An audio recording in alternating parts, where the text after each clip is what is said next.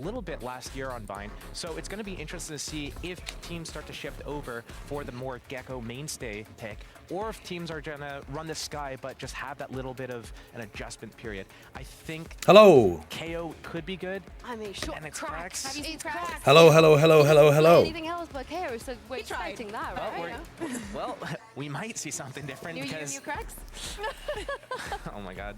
I mean, Ash, come on. You Okay, EMEA co-stream, FUT Heretics, let's go. I mean, but it also This one, as well. You don't see KO this one we are not expecting to be a good game. Let's be real.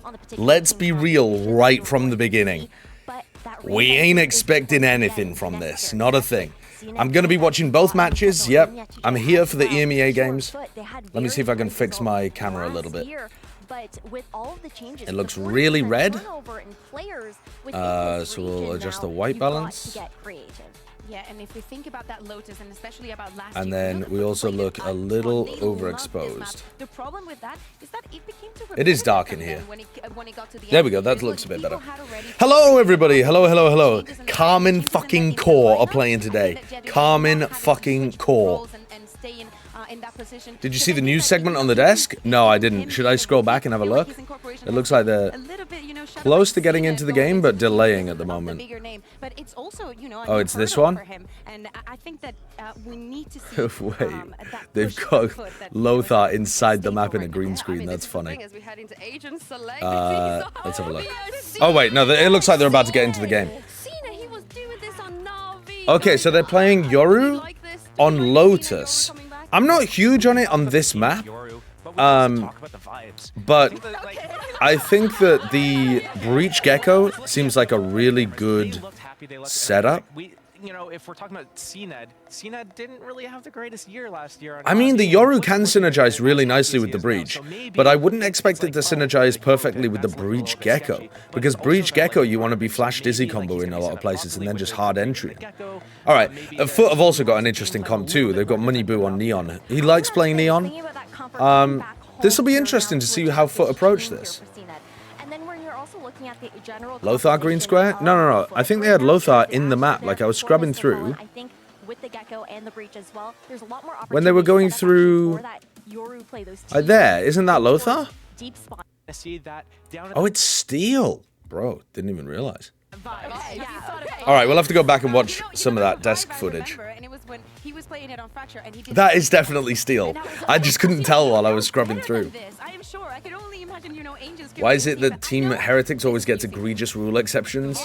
Last year they signed a player, this year they play with someone online. Well, the thing about playing with someone online, aren't BBL and... is it only Heretics that are affected by that?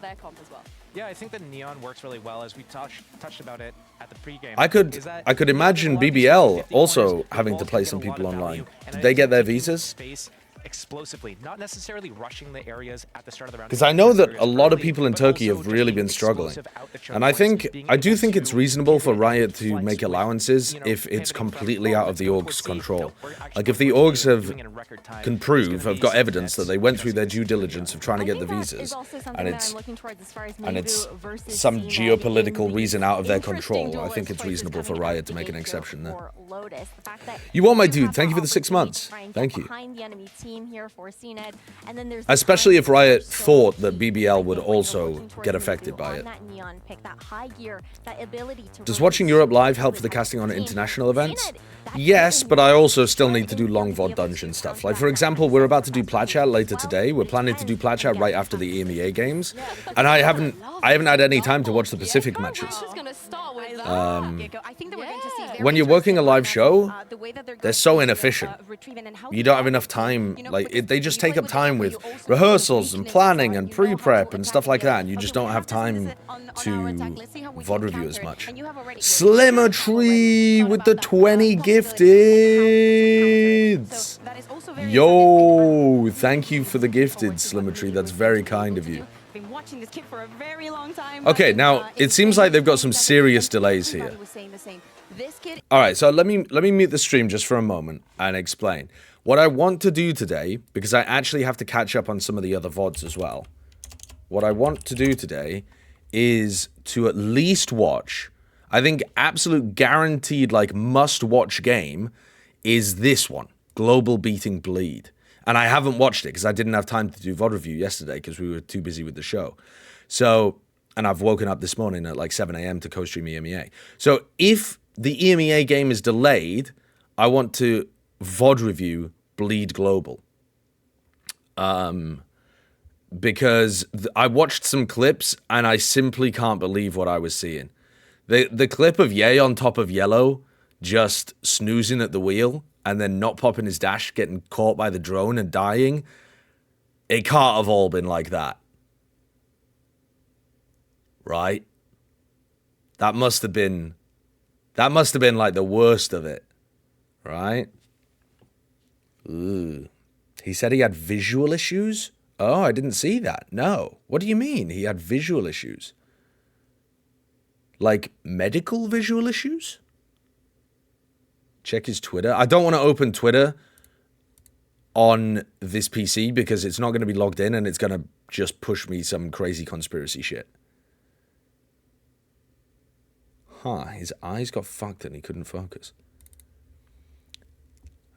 Oh, here's the tweet. Man, you guys are brutal. Not sure what happened that last series. I've never had my vision start becoming blurry during a game. There were people on my screen sometimes and I didn't even react. And the worst part is I have no idea what caused it. I know some of you are mad, but please don't blame the coaches or my teammates. If you want someone to blame, blame me.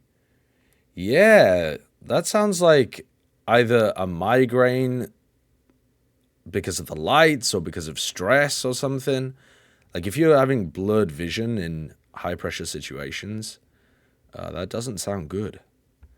But it could have been something to do with the setup. It might not have been to do with stress, but at the same time, yeah, anyway, we'll have to have a look. He'd know if it was a migraine? No, not necessarily. You frequently get, I mean, I get these, so I know about them. The aura without the pain. And it just looks like you're losing your vision for some unknown random reason. And then you're like, oh, I guess it's a migraine. I don't have to worry that my eyes are falling out of my head. Like, if you haven't had them before, it's very reasonable that you wouldn't know what they were. Because I was super confused when I had mine. They were kind of cool, though, actually. I mean, as long as you're not in the middle of a game, it's kind of weird to just be like, holy fuck, my vision's disappearing. All right, so I want to load up the VODs for this so that we can actually fill time reasonably today. But this means, chat, are they getting into it, or are they just showing... It's the casters. It's the return. Oh, no. No, they are getting into it. Okay, they're getting into it. Thank you so much, Yinsu. Yes, we've got the players down on the stage, at least most of them, with a young Heretic still to be molded. That clay, we don't know what shape it's going to take, but a tenured Turkish roster on the other side, they've certainly solidified themselves at the top of the game. Tom, you're expecting to see the same result as most people here. We're just speculating that it could have been an oral migraine. We don't know that for sure. And also, it's not that migraines are necessarily curable. They're just not. They don't affect you the entire time. They just pop up occasionally. They're often stress-induced or like, you know, bright light induced, I guess, as well. All right, anyway, let's focus on this game. So FUT have taken some B control at the start, and they've got a fake gate crash. Team Heretics didn't even look at it. They didn't even look at it. And instantly, FUT, after faking towards Mount, are pivoting into B. They go for the clone, and they're in. Wait. Oh, they're overcooking. They're overcooking. They do kill Benji, though. But they had the plant down there on B, no problem. Maybe they were worried about a fast flood retake because Heretics are playing with the Neon. That is something to be aware of. Is going to be able to hold on to some of the space. Paddytech's already dropped into pit. A little bit of ground so they can fight back in. The rotations coming. And we've got a big lurk coming through from Mr. Fallen. Well, it's Mr. Fallen. If he has anything to do in the late round, Mitch, because they've already lost another member. Yeah, they've already. Yeah, this looks like it's over already, though, to be honest. It's a good plant. They've got a post-plant lurk. They've got good post-plant positions. Fallen doesn't even have to challenge this. Rest of his team just needs to buy time. Oh, Rians was looking that way, but not able to get the kill. That's... I think this might be how the rest of the series goes, chat. You couldn't get more of an unbalanced game. I mean, you could. It could be Fnatic playing against Heretics. But you couldn't get much more of an unbalanced game to open up EMEA.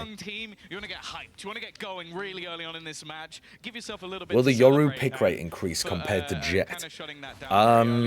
Do you mean will it get bigger than Jet? I don't think it'll get bigger than Jet, but I definitely think it'll eat up some of the pick rate. I don't think we're headed into a full Yoru, everyone plays Yoru meta. Well, that's an interesting Gecko lineup. You see that one from Riens? It like goes into a little corner so that it bounces back towards you, even though it looks like it should be going forwards. I like the idea here from Team Heretics to play early. Is this a budget roster for Heretics? It's a development roster, is the way that I would phrase it. They have a lot of young players, like Minibu, Riens, Woot, and I think all three of them could be really talented in the future, but they're extremely raw at the moment, don't have any kind of synergy together. It's not like they've comboed that with really veteran players either. You know, Boo is not a super veteran IGL. He actually didn't have very much success even last season, I think. Whenever I've seen Boo IGL, I haven't been that impressed. And Benji's a pretty inexperienced player to Tier 1 Valorant as well, even though he's played, obviously, in Fortnite and in Tier 2. It's not necessarily budget, but I don't think it's been amazingly well put together. Normally, you get bigger value out of rookies when you put them with people who have a ton of experience. Roxanne, thank you for the 3 months. Let me see, is Epic Pen on this? Oh, Epic Pen is on this PC. I can draw on the screen.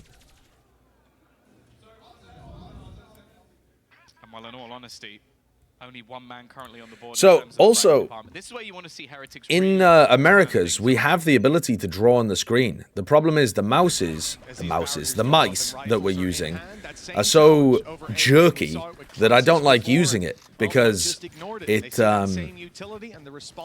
it just looks like crap. So they're turning one of the monitors into a touchscreen so that we can actually draw on the minimap during a live game, which I think it'll be really fun to play around with. Team Heretics, that puts the pressure onto Patatek and Benji Fishy. The thing is, if you look at the agents, yeah, we can FUT have 2 rounds. These people can't buy it next round. We can go full Sliggy if we wanted to. I don't think we will, though. Oh no, Benji definitely had a little safe space to work in there. That's not good. I mean, he's got a Mosh on one side and he's got an Aftershock on the other, so there is a lot of pressure onto him, but there is a big old indicator on your screen saying you're gonna die to the Aftershock, and he did. He did die to the Aftershock. You want a good start. You don't want to allow FUT to start running away with things. And FUT have run away with things. To do anything too crazy, like some fairly basic executions. I'm also, I want to say, I'm excited. You are seeing, though, the power of the Breach Gecko comp. You see how much pressure Benji was under. He probably shouldn't have just died to the utility. But anybody scaling off that knows exactly where Benji's going to be stood because it's the only safe location between the Aftershock and the Mosh Pit. So, and then also the ultimates that you get online are fucking crazy. It's the only thing that I'm not 100% about on FUT's comp is the Yoru over the Raze. It's the kills being so dominant. Think about having a Raze with this comp. You have Showstopper. Yeah. You have Showstopper, you have Rolling Thunder, you have the Thrash to work with. Insane attacking ultimates. Then you also have the lockdown too, just ridiculous. So well planned out before they even set foot on the site. They have a player down. But it's not like the Yoru's terrible. It's got good opportunities to teleport into stun flash combos. Yeah, that did happen. Yeah, this is brutal though. I know Mitch is a big fan. You know me, Tom. Do you think Astra over the Omen? To be fair, I've been watching a little bit of... I don't think it matters too much. I think if you're playing solo smokes on this map, I think the Astra's pretty good though. I think the Astra in general is really good on this map. Remember, in this stage, Because also, people are not doing this teleport anymore. This TP, not meta. I do wonder when we're going to get Because the defenders, over time, we've realized that the defenders tend to have priority over the rubble fight, and teleporting in is way too heavily committed if they decide to have 4 people fighting it on defense. Now this is a 5v4. This is a 4v4. Okay. Krax has the spike here, so he can't really commit to this super heavy. C didn't work, B didn't work. What's next? Well, one left, isn't there? They're on their way to A. Yeah, luckily, unlike most No, I'm not in this room illegally. I now have permission. Boo actually has a full belt of utility, but doesn't even need it. That's going to be Mr. Farlem falling. And leaving just 2 players surviving for a chance in this round. I swear, the eco round win rates have been higher than any other meta in Valorant. You know, they could go looking I for don't upgrades. understand There why. are rifles sitting around, but it's all about time. They want to get up and in this fight quickly. Krax. Oh, maybe not against Krax. Oh, dude, CNET and Krax just popping so many headshots. Tragedy. Tragedy. Hey, look, they saved themselves from a disastrous reawakening of Heretics early on. Yeah, the fact is... Yeah, just an aim diff there towards the end. And a rifle diff, because being able to tap so frequently with the rifle just is favored massively in angles like that. Dude, why is Benji playing on this horrendous 4x3 resolution? God damn, man. It looks so bad. Guy Cameron, thank you for the prime. Okay, CNET couldn't even get inside of his ultimate. CNET just assumed that he was going to be able to get that for free. Goes down very early on. Does he lose his ult for that? He's looking at you, it's like he's not, he's dead. I don't know how it works on Yoru. Most agents, you lose your ult. But Breach, for example, you don't. So, it does sometimes work differently. That slowed them down. Benji Fishy, though, still steaming ahead. Taking the corner, Mini Boo and Boo combined. They've given their team a real chance. So this time, Team Heretics are following the noise and trying to fight much more aggressively. The first round is found for Team Heretics. Yeah, I like the change of pace as well. I think that's always Don't run a poll for 4x3 res. It's terrible. It's terrible. Let's let them take this map control on a map like Lotus. You can't do that. You have to challenge for space, and that initial aggression. Where is Rians? He's having to play online because he wasn't able to secure his visa. Turkish visas are extraordinarily difficult at the moment. I'm not sure why. It's been like that for the last year, as far as I'm aware. I don't exactly know why. Benji getting hyped up. The smiles are out, and well, for the side of FUT. You reckon Sentinels will beat Leviathan or Loud? Yeah, I think they've got a good chance. Now turn to 3. Team Heretics get rifles. Ultimates start to come online. They were already close in their game against Loud to be unable to push it to a third, and they're very good on Sunset, so there would have been a chance for Sen to win that game against Loud. Though, obviously, they didn't come super close. And if Aspas doesn't have a god game, I really think they can bring it to Lev. Out of their opponent's hands. Pushing up on C to get an orbit is the most that the early round gets them. I have to wonder, what is their burst play? What is the execute that we're about to see So, happen? tons of ults still available. You can just ult cycle constantly with FUT's composition. You know, they got this wasted, they used the Thrash, but now they have Yedajay going for this. Lockdown thrown in. So I would imagine we see... Oh no, CNET's already used his gate crash. Oh yeah, he has. He's used it into sight. So this gate crash into sight should be pretty good. Only one player detained. They'll clear sight here and realize that nobody's that close. Look at this smoke though. They've put this smoke so that they control the whole of the waterfall angle. I like that. Maybe he can try and take some space back in, but so far FUT in these afterplants have been flawless. They have been very hard to deal with. I think also... Yeah, I was going to say going for the Cosmic Divide here would be good as well. I don't think that's a very good Cosmic Divide though, because it gives them this pocket to play around. They could have Cosmic Divided like this instead, and it would have been, I think, a lot better. Because it would have allowed them to maintain control of the waterfall and not allow Team Heretics to get close. Benji... sorry, not Benji. Mini Boo just fucking sent it over the side with his ult there.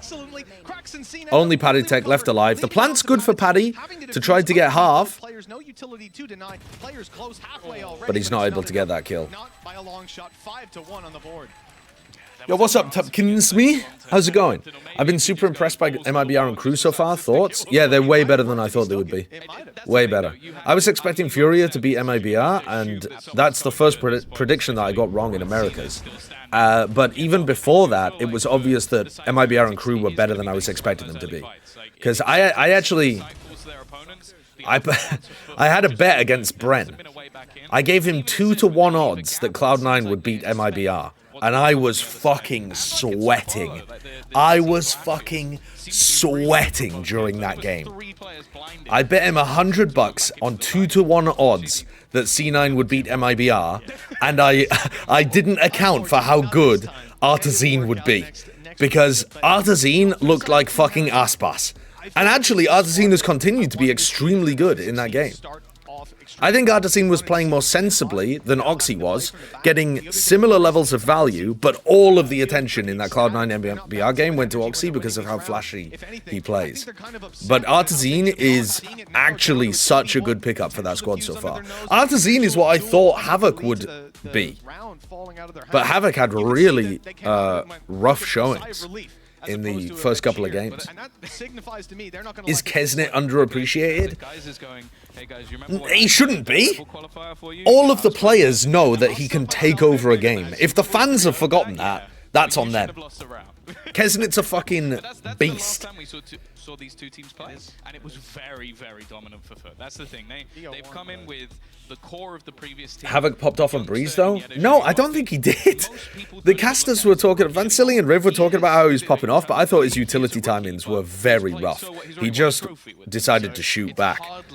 But his, like, the default, like, game that he plays, Havoc, is not good. I think his positioning is really rough. I think that his utility usage is off. I just think he decided to shoot back in that game, so he looked better. Obviously, it was way better than his previous Breeze game, where he was like... But he's constantly giving himself up as a first pick on the attack side of Breeze, because he doesn't jump peek and jiggle peek to bait out op shots.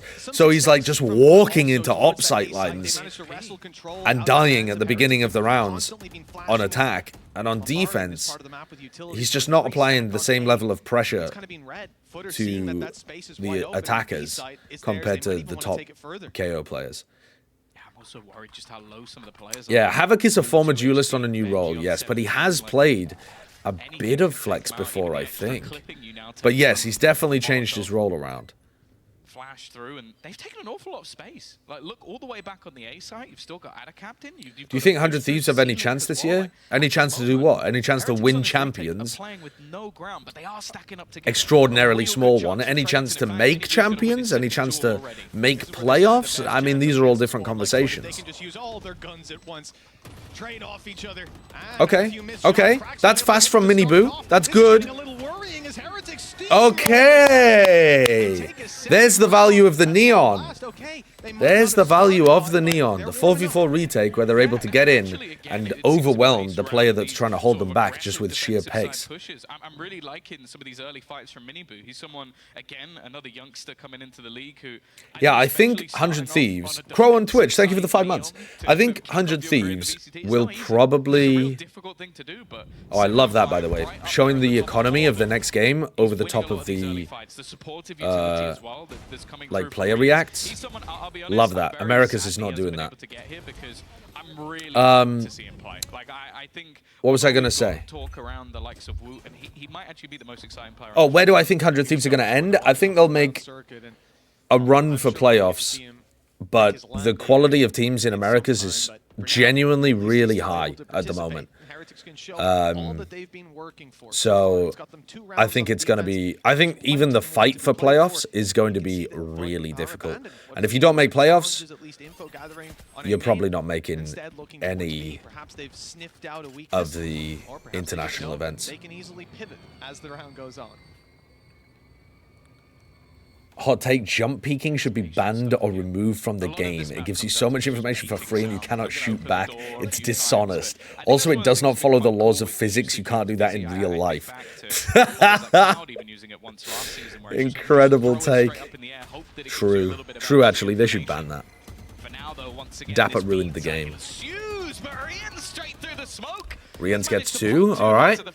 This B site has been the least successful. Spamming with a Vandal in a smoke. If they even attempt to double back, they've got 2 players to deal with. Miniboo's in a nice position here, considering that he's got Boo holding his back. Oh, he turned the Dizzy. Oh, good blind, good blind, good blind. And with the paranoia in play, Mr. Fallen didn't stand a chance. Well handled by the side of Heretics, and now we're starting to see that foothold gained. Yeah, and as I said, especially on this defensive side, the more rounds you can garner, the better spot you're going to be in. Like anything, even like a... Really, I have not been impressed by the games in Americas. There seems to be high parity, but I'm not blown away by the quality. Well, I think even the bottom level teams, like who do you think is the second worst team in Americas right now? I don't think that's been their success so far. If it's 100 Thieves, then... Okay, you guys all said a different team, so that makes it more difficult for me to use the example. But, oh yeah, I guess we haven't seen Evil Geniuses, right? We haven't seen EG. But if you look at the 10 teams that we have seen, the very bottom level teams, like I would say in Americas, the floor is high. That doesn't mean that the peak is super high, but it means that the average level of play is very good. But I would say we haven't seen... I think Sentinels Loud is probably the highest level match that we've seen, and I did think that that was good.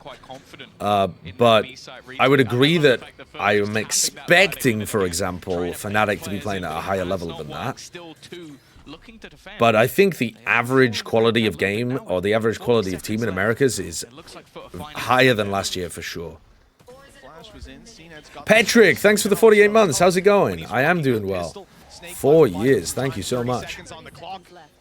Here we go, another opportunity for an eco round actually here. Yeah, man. They are double swinging with utility and isolating these Heretics players who were trying to flood trickle one by one into the site. Oh, this is brutal for Heretics. They just started to get back into the game a little bit.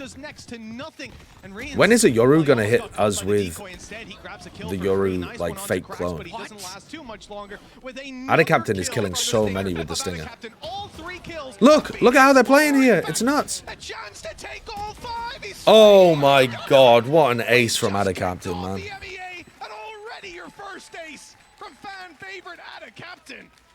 You can see the little smirk on his face as well. He knows that there was a little bit of BS in that one. 3 kills running in with the Pacific can no longer send Paper X and DRX based on the bracket. No, I don't think that's true. I don't think that's true, is it? We don't know enough about the bracket yet. From like meters away, just having a great time. FUT right back on the board, and I will say that C site. No, we don't know enough about the bracket. It depends who wins play-ins, and even then, depending on the team that wins play-ins, you could, you still don't know because there's like a random nature to it. The fans don't understand the kickoff format, and I can understand why, because it's pretty confusing. Oh, dude, Riens is just looking... Riens is looking completely the other way. Holy fuck. That's the first time we've really seen the Yoru following up on the breach utility. What? And Boo just wins the round, killing 4 anyway? What a series of shots. Check the playoffs tab. Yeah, it's just wrong, chat. It's just wrong. The start to this round was Zenid getting 2 kills, 2 players. I mean, it's not even in there anymore, guys. It's not even in there. Don't believe everything you see on VLR. Like, apply your own critical thinking to how the formats work. For him as well. You know, if they left that 2 seconds, everything's fine. Just chilling. And the door opens, he comes out, the stun hits. God, I can't believe Boo got 4 there. And then for Boo to claim the round like that, he can... The mistake there, though, from FUT is swinging too quickly from CNED. CNED killed 2 and swung instantly instead of putting a little pause in to make sure that he was actually synced up with a utility that could deal with Boo. I like that they're going for these teleports into the stuns, though. They're really trying to set CNED up for success, getting him deep into sights off the back of the breach util. There goes the wingman. The fact is, though, All right, Heretics have been Mr. sitting Fallen there, and CNED throwing them all could into definitely the make a this difference point, here. but there's a counter. No, they can't pick off Miniboo. That wall is really nice just to keep him alive. This should be good for FUT here. Sorry, should be good for Heretics. He was just checked, but they didn't see his head as he was Oh, they crouched didn't down get behind the Fallen. box. Oh, And now, nice. as they push Nice from forward, Boo. Heretics need to be worried about their back, but they are. They won enough duels on site. They could look Please behind. explain They how the need to brackets worry will now form. that Diffuse, Okay, Diffuse this is round is just on over. Sheriff. There's Let me no way explain. he denies it. It's complicated though, chat. I'm not saying that you guys are stupid for not understanding it. So what happens is, you have these teams that qualify out of the top, right?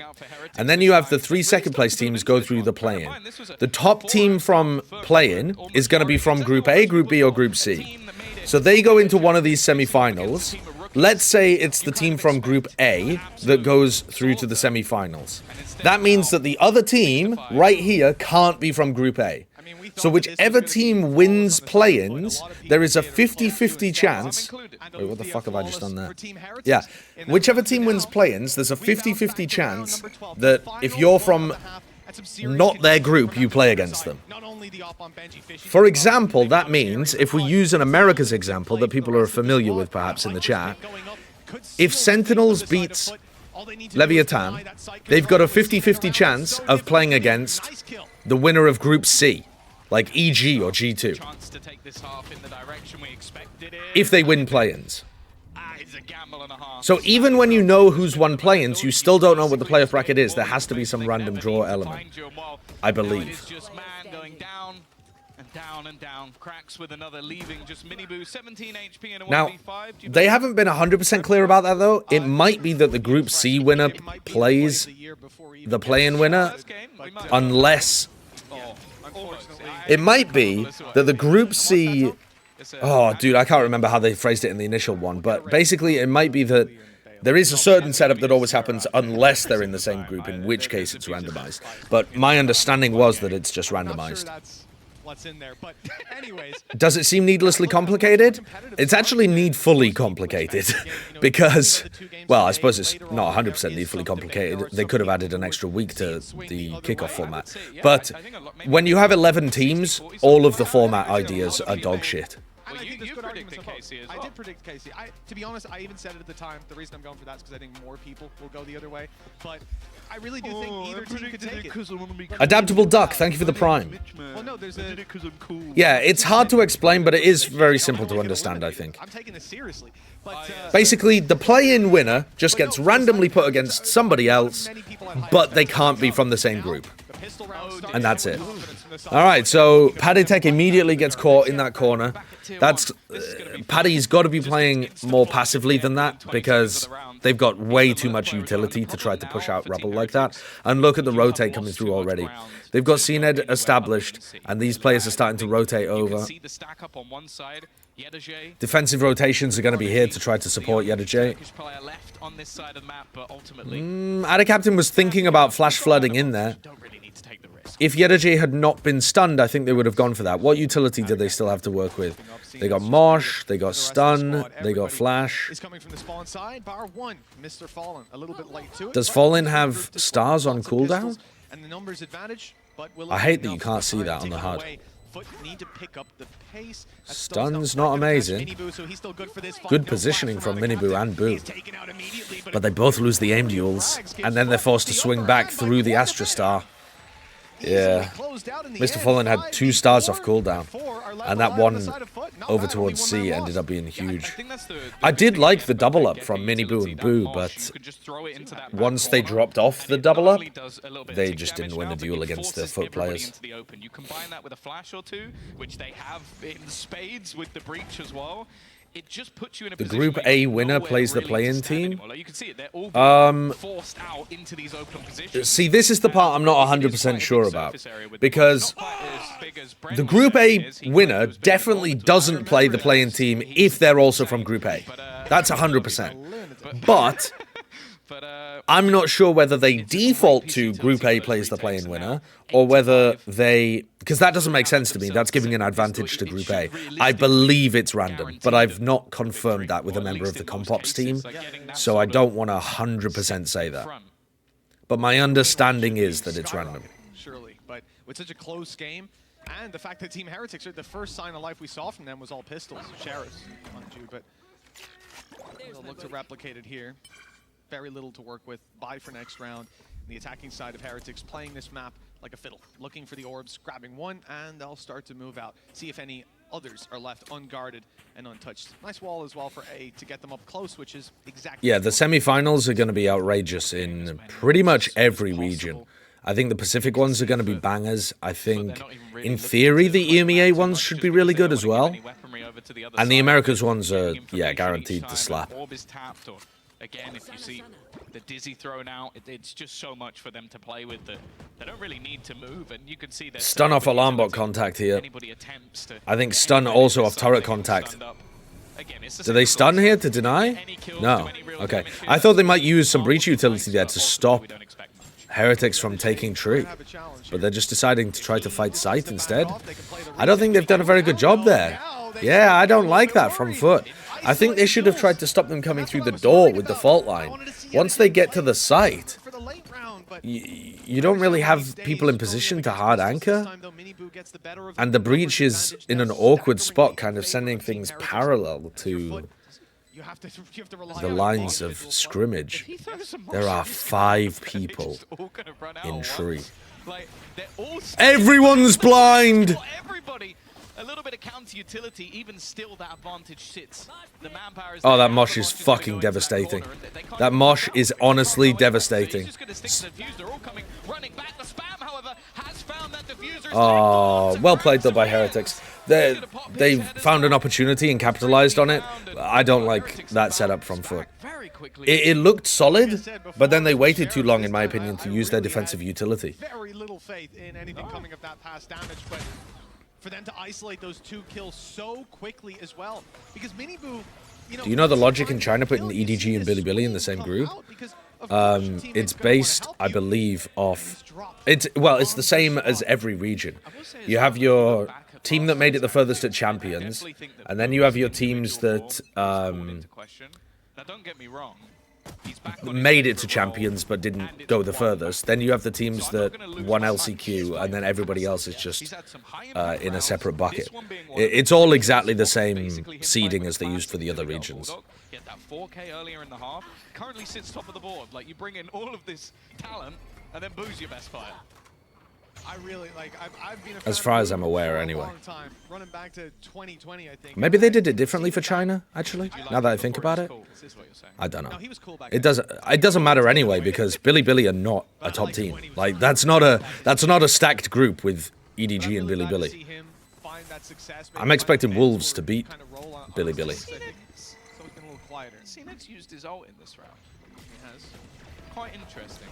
He's actually managed to get another kill. I didn't pred it on Platchat, but I did afterwards when I was doing my pick'ems after I thought about it more. Oh no. Oh no, not another Thrifty. Okay, Rians, I think, has just bailed them out there. He has managed to find himself a rifle and can at a minimum make this one cost him. Triple kill for Boo. Moving further up the board, I believe that's his 20th kill of the game. Not too bad. You know, in a game like this, you need a hero to step up. Everybody was counting them out, but now he's sitting nearly double the kills of his next player on the team. BLG made Finesse quit for a year and then crashed out. Yeah. They really did do the funniest thing. Gonna go there. Oh, it's day one. We gotta be mean. 2 canon events last year. It was like the story. Chosen's knife to send EG to the World Championship. Maybe I made that bit up. And That was your own desire. Yeah.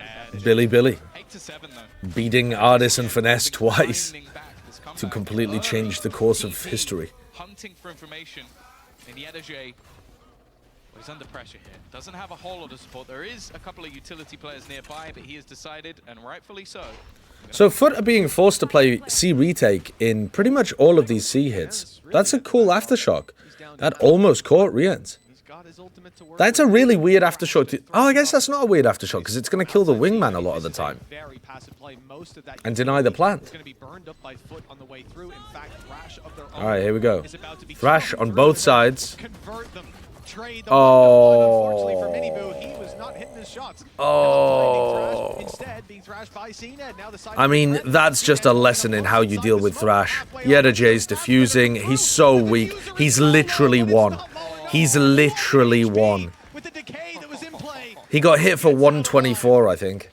That's a Red Bull clutch coming through for FUT, and one that, well, after all of his teammates get slaughtered on the way through, maybe not one that was deserved. The one sort of saving grace, though, for the side of Heretics is, okay, they lost the round, but you don't really lose a round where your opponents, all of them die except one, and you get to keep all of your weaponry. Like, that doesn't happen very often in Valorant. So you now look at the buy that's on the other side, and it kind of sucks.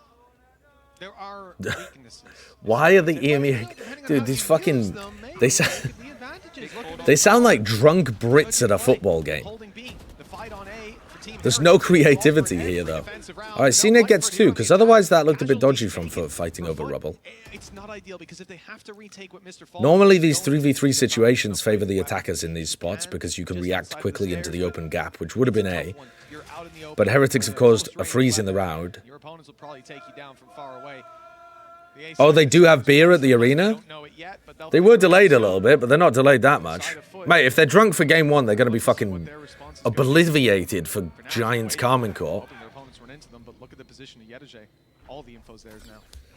In my opinion, if you're going to chant at a game like this, when the crowd mics are turned up so high, you got to at least make it creative. Like, for example, there's only one Benji Fishy, one Benji Fishy. Like, if they were chanting that, yeah, that makes more sense. But just... Maybe he hasn't actually got past any of that utility. They're lacking a bit of creativity at the moment. Definitely not ideal, but the fact is he'll have to open the door, and that will give it away. That will tell Benji. I hope so how are they getting this retake going? May have a few problems of his own. Tap the door. They have the turret as well, watching to see if anyone's contesting it. Benji's trying... Oh, not to give away that he's there. Oh, Miniboo! Might have just done it there with that push through the smoke. Time pressure's good. He's got another slide. Nicely done, Miniboo. Nicely done. Wait a second. Chat. This is a game. This is a game. Boo has had 2 huge rounds where he just killed everybody and kept his team in it. Miniboo's just done a blinder of a job there. And it looked like FUT were rolling at the start, but they are getting caught now. Apparently Pansy will be casting with Steel next match. Really? What's happened to Hypok? Back and forth. And you look at the buy that's on the side of FUT, it doesn't really get much worse. No, it certainly doesn't. Now in the game. Oh, so far, Hypok couldn't make it? That team who seems to be down and out somehow pulls out a victory, but we're going to assume that that's not the likelihood here. Team Heretics have the rifles. They can work. I'm trying to think about it now. Did EMEA only have 2 caster duos last year? Even better. Using it on defense, you either have to gamble or you For some reason, I thought they had 3. Often be very close by. If you'd actually get close enough to the spike or to a valuable angle, you already need to have retaken the site most of the time. Oh, they did. When it comes to the attack, though, yes, yeah. I forgot about that. They had Pavlos and Ender, yeah. Skyrockets in terms of favor for you to win it. So it could be huge for them to have that moving in to round number 19 when FUT will buy rifles. For now, they just need to make sure they don't get ecoed. And Tom, I'm getting nervous. I'm starting to sweat a little bit. Yeah, I'm going to be watching the Carmine Corps game as well. They went to see. They saw the killjoy. Are we going to see another eco here? That's what they believe, at least. Okay, they could try to pivot B, but if they do, they're going straight into Mr. Fallen. Oh, great wingman usage. You need to use utility to get through the door there, and they do. Well played. Toast Sandwich Man, thank you for the 18 months. Initial thoughts on EU? Mate, we've only seen 17.5 rounds.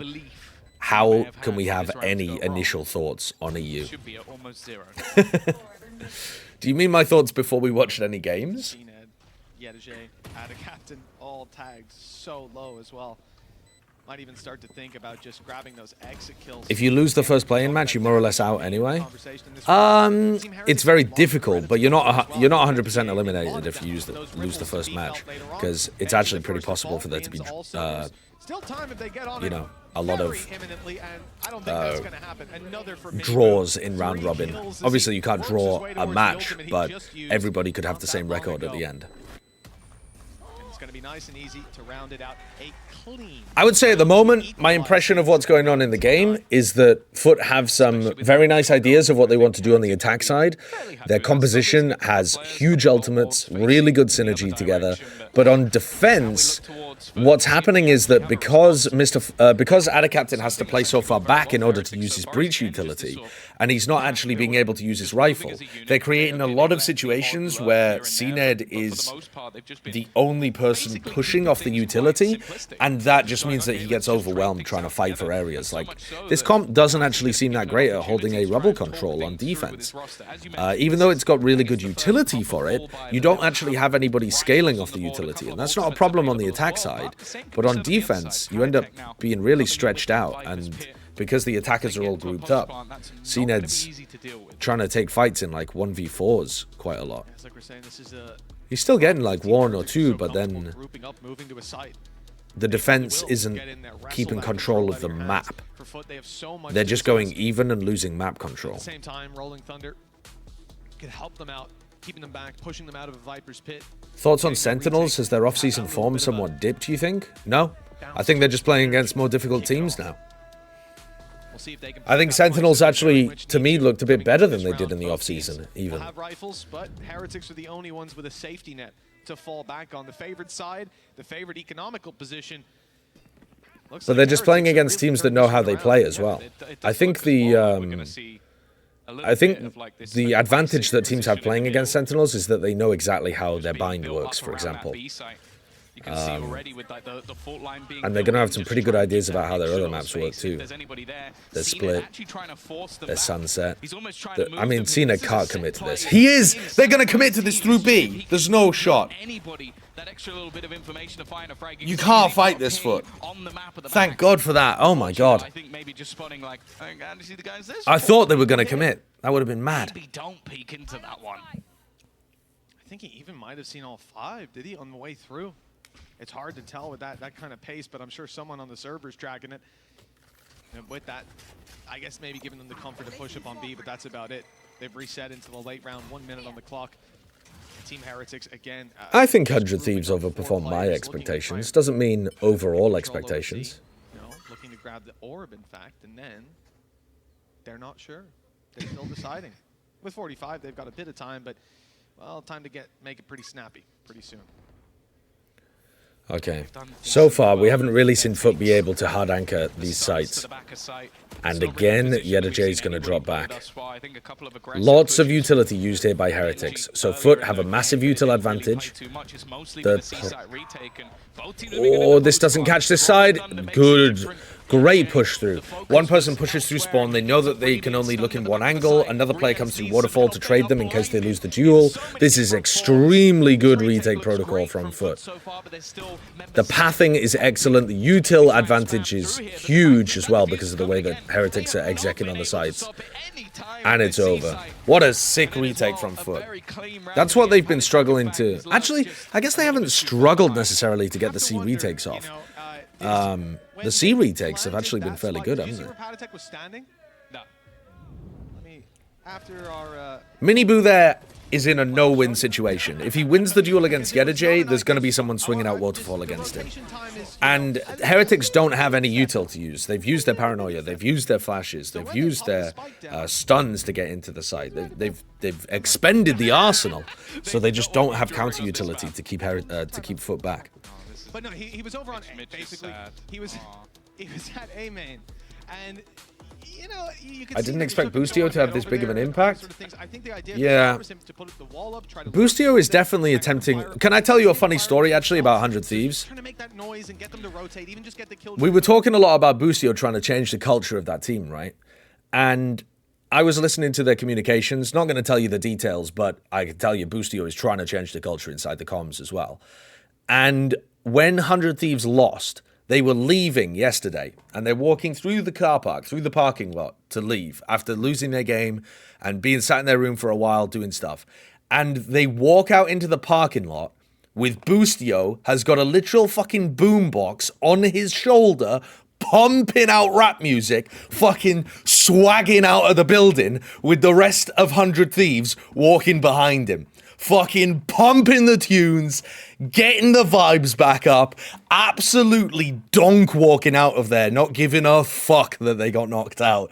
Dude, Boostio is actually going to be so good for that team culture, because 100 Thieves only know how to lose, and dude, Boostio refuses to let that affect him. He actually refuses to get sucked into Doomer mentality.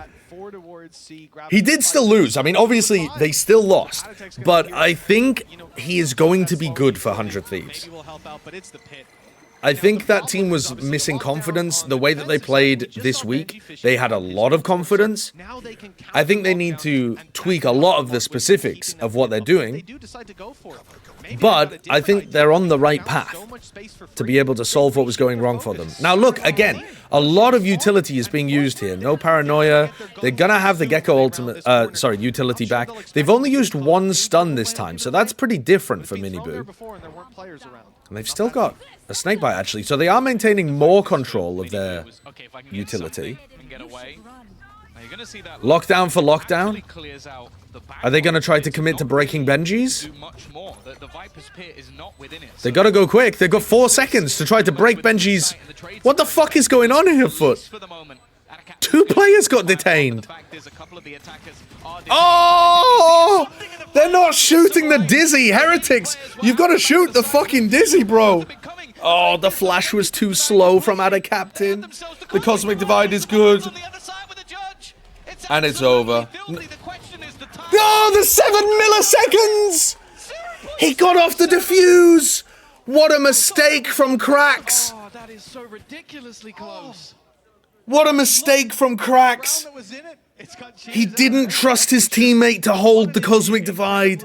Messy round, let's say. I think, you know, even playing close there from Patatek, he runs up to try and challenge inside the pit, losing those extra seconds, losing the extra decay. Oh, brutal, man. Oh, it wasn't Cracks, it was Atta Captain. It says Cracks defusing, but it was Atta Captain. I don't know, I think the HUD was wrong there. But anyway, whoever was defusing there, they just had to trust their teammate. But yeah, I think it was Atta Captain, because it was the Breach who was flashing. Unbelievably close, but the scoreline will be leveled up. 10-10. Maybe he died because of the swarm? Oh, did he? An exciting way. Maybe he did. Maybe I just missed that. I thought he got off because the player pushed the Cosmic Divide. You have to bear in mind, both teams basically have just... Yeah, we'd have to watch that one back. I'm not 100%. That last round. There is nothing left on FUT side. And, okay, Boo can TP. Right, if that's something that you're excited by... This is aggressive from Yeta J. This is aggressive from Yeta J. He's trying to get in front of the paranoia. What the fuck? Okay. He goes 1 for 1, but now the Killjoy utility's down. And nobody's in position to try to buy time for the Flood. Fallen denied the plant. Oh, Benji. Delete CNED. Yeah, this game is way closer than I thought. Way closer. That could be a big problem. Oh, it's gone the wrong way, but it's okay. For information, maybe expecting them to be a little bit closer. But I think a lot of the reason that this is close is because I don't think FUT have put as much thought into their defensive setups. That's nice, though. That's nice from Heretics. I feel like FUT are giving away openings a lot in this half. Like the way that Yeta J fought there. The heavy retakes are one thing, right? Like Heretics won the previous round. Actually, are they going to take a timeout? I'm going to go back and look at that previous round. What happened here? All right, so there is no Nanoswarm on the spike. But Benji has one, so did he throw it? They broke the wingman. The fact is, though, they could just deny it completely. They had themselves the Cosmic Divide. Yeah, Benji threw a Nanoswarm. and they had to get off it to break the nano. Mullins on the other side with a judge. It's absolutely filthy. The question is the time, and they God damn. They don't have it. But now at least it's still going to be the advantage in favor of Heretics. Yeah, I think he could have just stuck that. In fact, I think he got off before the nano even landed by the sound cues. I think he could have won that just by sticking. I think the best play there is to stick, and I think he wins the round if he sticks. There was a nano swarm thrown, but I'm not sure it actually affected the decision making too much. So I think my initial reaction was correct. I think he got off because someone pushed the Cosmic Divide. Okay, this time they're going for a flood because they're in a 3v4 on the eco. And it's working. They're expecting them to play set retakes because that's what FUT have done on C the entire time. And they decide to mix it up and play a flood. It completely boomed Heretics. My man's turning flashes as he plants. One shot, though. One shot to a Sheriff. One shot. Oh, dude, you didn't even need the headshot, man. You didn't even need the headshot. Holy shit. Holy shit. That's a really nice call, though, by Ada Captain or whoever decided to commit with that. But at the same time, again, FUT fighting over a rubble in a way that I don't think is going to work against Heretics. I did say earlier that the defenders tend to have priority over rubble control, but that's not the case if your composition can't scale off your util. Guys, I don't know if that was I think FUT are losing the early round but winning the late round fights, generally speaking. They do still have finances, Mitch, but only for this round. I mean, again, you talked about that time. If FUT can drive them into C and play retake C, that has been pretty good for FUT. The problem is, they can't really drive them C if they're not winning the rubble fight. They could try 4-stacking rubble, though. They are a little shaky for both sides. And fight it super aggro with the Gecko as well. Could be struggling to put a strong buy together in the next. The aspect ratio is pulled from the player's POV, which is why it's all...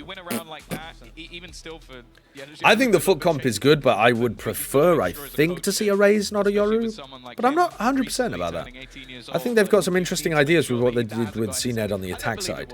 But on the defense side, I think CNED would be better playing Raze here. The fact is, especially for Heretics, I think getting a map in this series will already be a great start for them. Is Karma Corp better this year? Yeah, they should be. They should be. I would be amazed if they're not. Okay, the eco is broken for Heretics. They're coming in with a Guardian and a Bulldog, but they've forced up. Yedajay's the only one home. Brother, you can't hold this. You can't hold this, Yedajay. You can't hold this, bro! How do you think that's gonna go? How do you think that's gonna work? You're gonna swing and spray down 3 of them? What are you doing? Whenever Team Heretics are able to wrestle that control out, run their trades, or just clean take the fights. Holy fuck, man. FUT on defense, coughing baby. FUT on attack, hydrogen bomb. Oh no. Oh my god, Boo nearly died to that. They have 4 players in tree. Falling can't hear them running because he was in astral form. Falling, popping off. They don't trade Boo though. They don't trade Mini Boo. It's over. It's over. Dude, FUT are tossing these early round fights, man. Yedajay, you can't play like that. You know, the off season or even looking further. Oh, you can hear in astral form now? The last time we saw him over here in Berlin, I don't play enough Astro, apparently. Hasn't had a great time down there on Can you hear everything in astral form? Matches he's had. Now, well, not just him, it's his team. You know, they haven't found their success. Now hitting their stride up against one of the strongest teams that we saw. It's the same, it's just quieter? We talked about their consistency. I don't know why I didn't know that, because I do actually play Astro a little bit. I guess I just didn't notice. Exactly the same. They've made good use of their off-season time And now just one round away. So now the economy is very much flipped over. CNED misses the shot. Decent flash. The wingman's doing a good job, though. Very good wingman usage from Riens. This should be over. This should be over. FUT have absolutely tossed this on defense. Not in this round, in the previous rounds. That, again, as said, like, I don't think Heretics have been a roster that have been just too... I'm impressed with Heretics, though, in terms of their coordination.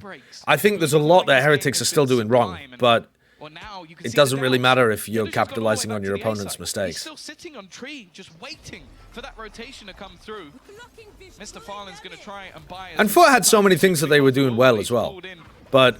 Wingman at least, but other than that, all of his too many opportunities that they're giving away to Heretics. That first kill has got his way. He's even picked up Fallen's a done a second. lot of damage with Somehow this the Spectre. IGL might just be the Surely hero not. that they need. Surely not. Now there's a real chance. I mean, he's backed out. He's bought time. The rotate from Yedije. It's going to be How has so Fallen long managed to do before that? he gets here. He was a beast in the previous round defending from pit as well. Players on Heretics, there's no easy choice for Boo and Patatek. Where do you Boo get dies on to this one one? shot from a Both judge. smokers left alive, two He actually snipers to play doesn't with. die to one Already shot from a round Vandal. bound. It's a good position, but it's out of position to stop. Oh, that is a massive kill from Boo. With 86 Absolutely HP, massive. Mr. Fallen, 2 kills already. There's the All right, third. Paddy's full health, though. He's Paddy only should got win this. One more, but Patatek's full. 150. A tough series so far, but he'll save them. Heretics. Boo had some huge moments in that game. Boo should be very happy with how he performed. 2 chances to close it out and, well, defeat FUT in a best of 3. I got Definitely not some issues with what FUT were doing on the defense, though. I got some issues. 26, 22 kills apiece. Yedije's defensive A twice lost them around We're gonna be heading things off because he to a was short playing too break, aggressive towards and then we'll be tree. going over to the desk.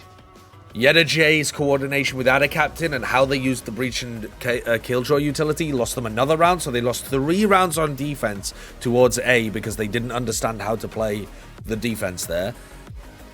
And then they also lost some other rounds by trying to fight too aggressively with CNED over towards A rubble. I know a place that will break And they you just gave into Heretics 1,000 an pieces. entry into a site Stay away from them. Stay because away it's from super hard to Paco, hold on a 3v3. and Picasso. Don't Lola. Bruh. I, Caballo Grande. I, Lord Nieve. What the fuck is this? What am I watching? In spite of everything, it occurs to you to visit Andalusia. Oh yeah, it's Andalusia. It's the bloody, it's this place in Spain that's advertising for people to go and visit, right? Okay, so while they're on a break, I'm going to do VOD reviews of Bleed against Global. Now, if you're a Yay fan, look away. And I need to know when they go back into game. Much for that one, Desk, and we are here. Okay, so let's just pause for a moment here. Bleed start off running Yay on Viper. I think this is a shocking misuse of Yay. I think crafting up your Sunset composition and not trying to put Yay on, if not Chamber, then some kind of role where at least he can take aggressive off angles is fucking bonkers. Having him play Viper and Neon and Sky and Chamber is like the stupidest way of utilizing a talent like this. And Jet. I mean, come on now. But anyway, this is the comp that they decided to go with. It's not the world's most terrible composition for Sunset, but Global Esports versus Bleed. I think I Both of them prefer really struggled the in double the initiator series that they have exec style played. compositions. They're still the top rather of than the only solo being initiator amazing ones. Here for Global. He really needs to step up for Bleed as There well. is a question about how GE are going to Who deal really with is going to be the front man for Bleed? Tribs, but I think As with the series is Polvi about to start. playing Raze, they it's should gonna be a tough fine. one to say the least, right, Asaraya? Yay is just straight up flexing for Bleed, and I don't know if that's where his talents will shine the most, but I guess we shall see because he has shown Trent and that Ye are he in Viper can Jail? perform. Yeah, His but Trent is fundamentals very are just good on that that role. strong. It fits how Meanwhile, for Trent Global plays. Esports, Polvi just Okay. starts things off. Wow. Yeah, that door closes, but the Punishing opportunity for the Polvi door does closure. not. It's going to give a lot of control right now for Global. That's a very They can fast early pick. choose whether they want to keep pressing their advantage on mid, or just hunker all the way back onto that A site, even though Both of these all the smokes getting traps used for here and Egoist here. It is was going to be a B positioned split, there. and now they've just called the cancel. So I like this call. Good call from Russ. Russ, the IGL, called in a nice pause in the round to just play the player advantage. Yeah, you can definitely feel Egoist with double like kill trips on site. You've got those traps, sure. Crazy Guy might be able to rotate over, but they need more reinforcements. And right now, just without the information towards B, it's always a little bit scary, and that's why they're leaving Darion still around market. This is really slow from Global. Elbow, they might just be able to break things open. All right. So now Egoist is going to know that they're committing. Cam broken. Plant not denied. Crazy Guy spammed through a smoke. 3v5. They're not going to win this. I mean, they don't have good retake utility at all either. We'll watch it for the sake of watching it, but there's no shot. Wes, thank you for the 16 months. Right at the precipice of those traps, and Global don't even have to commit into the site itself. They can just stay all day long here on Elbow as the rest of Bleed now start to move right in. They chillin'. Bleed has to go in for that defuse, and as soon as they stick, the spray comes in. Yeah. And it's just there goes the vulnerable. Nice attempt by Egoist and Darion. Decent coordination. Darion somehow making it work, but good work getting in front of the nade position there as well from Global. It shall be his enemy, and it shall be his team's demise. This first round, it's taken by Global. Interesting plant position there. At all. I mean, everyone kind of thought Bleed would have a stronger start, but Global definitely. Yeah, I saw the tweet from Ye. Colby is able to defend the site, and you know we watched the whole thing play out. It was just Wingman doing everything. All right, so we're gonna try and skip through this because we don't have very much time to do this FUT review. Oh god. Okay, so Darion gets a pick at the beginning. 4v4. Russ calls another rotate over towards A. Let's watch them finish on A. Haunt up over the top. No usage of the Dizzy there as they clear around the corner. Seems bit dodgy. That's going to be bad if... What is Russ doing? He's got a lot of utility to work with here. I don't think this is going to matter, but that's pretty poor individual play from Russ towards the end of this round. Let's skip things forward a little. Yep, BlazeKing wins that, and we're off into the next round. Alright, so a change-up of the defensive setup. Holby caught in the trip, but not killed? Alright, does eventually get taken out, and Darion manages to punish BlazeKing, who was taking an angle over towards B main as well. So I believe... So at the start of this round, Ye threw his orb here. So he's got Viper Wall there, throwing the orb there, but it does mean that he's a little exposed at the beginning. And he's also not playing a hard anchor in case they go full A, so they're playing a retake A setup, I would assume, when they play this kind of thing. That's a little bit wishful thinking, you know? Oh, Darion's fucked. Oh, no way he survives. He didn't. I mean, no shot connected from Russ, but that mosh pit was enough. Not amazing there from Lightning Fast or Darion. Also, why would you have a kill trip at top mid? Scary's prepared to hear the shot. They're here to jump and punish the transition. Okay. Benkai jumps over the trip and Scary hears it. All right, let's skip the rest of this round. Right now, the poach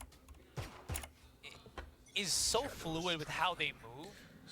So they have Russ's ultimate available because he's been getting the wingman plants down. Right? Like when you pick up one ready for the paranoia setup off Ye's contact. They always have this backup plan that they start. This is a... I mean, look at how they're using Ye here. Ye is taking first contact. Or I guess actually what's happening is that Darion's jiggle peeking this, and then they swing in to Ye. Ye's getting baited in, and then they have paranoia coming down here as well. I'm sure that works in scrims, but against the amount of initiator utility that Global have, I could see Ye getting caught by that occasionally if the paranoia is late. Alright, so they give up on the A trap play, and now they go back to watch mid. They found the right timing for it. Crazy Guy's got to watch his back. Missing the coordination there with the smoke and the reposition. Almost had the IGL die. They're also worried that Global could have pathed like this right now. But all right. Russ's calling has disarmed the trap on A. They're going to take some A control. So now they're reclearing as they go for the orb pickup. Right? You know that he's going to go and pick up Thrash. So this is a great opportunity to do a reclear with your ult. No, Darion, don't just walk forwards like this, bro. What are you doing? A big mishap in play it as a util reclear play, man. Holy fucking papega from Bleed. Global's calls pretty damn solid here, Quack. Again, like I mentioned. Oi, oi, oi. Ye just dies out in the open as well. A big mishap in Bleed's decision making. Yeah, I mean, Ye's trying to back off from the. Ye's trying to back off from the second usage of the. What do you call it? Bleed's decision making. And he just gets destroyed. To be honest, though, at that point, the round's already lost. Because they had one good opportunity to stop Global Esports and actually... So, when you have this Viper wall, right? When you have this Viper wall, this is the line that you want to fight over. And Darion just walks forward into here. And then once Darion's dead, then Global control this, and Ye's got nothing to play around. Because they're already in front of his wall. So it's just awful teamwork. Hello, Tito. How's it going? Granted, of course, there are some overpushes that we've seen like here for Bleed, that kind of situation is where you want to have like Ye goes for the jiggle peek or the jump peek while someone holds A link, and then you, as soon as Ye takes contact, Darion pops his ult and you go for a reclear, or you go for an aggressive reclear with like some kind of recon dart or something. But I mean, it's more difficult with this comp because your initiator's a fucking Sova rather than like a Fade or a Gecko or something. It's easier to do those reclear strats with. But there were way better ways of handling that than just Darion fucking donk walking down elbow. I've already watched the solo Viper comp. I watched it live. I actually thought Global were somewhat cooking with it. I don't think it was good, but I think they'd put in their work to make it as good as it could be. Because they already know he's there. He has a double satchel and the showstopper. So unless they wait for this, unless they want to push into the site with a smoke that blots out their vision, this is going to be a big risk for Global here. But they have time right now. Global's playing really slowly. Ye is jiggle peeking to try to get info on A, but as soon as Ye can't refight this, he has to back up, play behind his wall, and call for help. Crazy Guy's got to come and pick up mid. One of these B players has got to come and pick up market, and Scary's got to help Ye. Whether or not it's going to be enough is the other thing. It might just be a retake game for Bleed at this point. And instead, Ye doesn't have any help, so he's just got to leave the site. And now he's trying to play in front of it. Okay, Scary's managed to get a spam kill. He can't really push up without any smoke coverage. So I think the way that they're holding A here is actual no fucking help vibes. Dude, so sad. So fucking sad. Lee is going to be left with Scary and Egoist.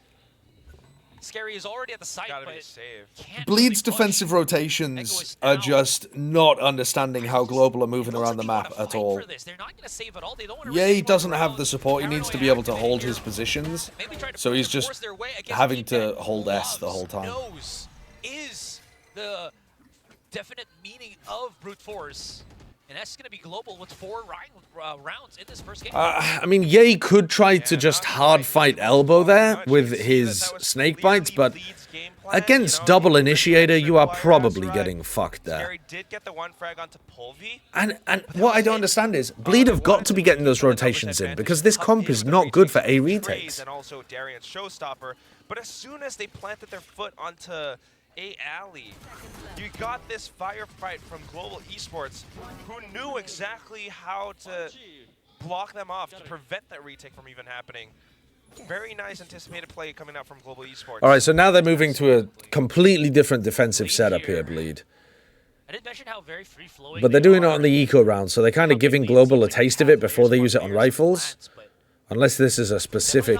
We're not feeling scary anymore as that, yeah, this might be a specific eco round setup, but... Absolutely phenomenal from Blaze King. Exposes the entirety of that A site, makes it easy. I love that one way from Lightning Fast. If you're playing Omen on this map, and you just smoke A-Link normally, people can stand on top of the box and see over the top of it. But that one way, you have to be pretty careful as you swing A-Link, but stops you from getting... I mean, it really focuses the angles that you can fight. I think that's better than the normal default smoke, actually. Very much in the driver's seat right now. The game's starting? All right. Almost makes you question if... All right, we'll pause the VOD review there, and we'll get back into it in a bit. So far, though, Bleed looking horrendous on their Sunset defense.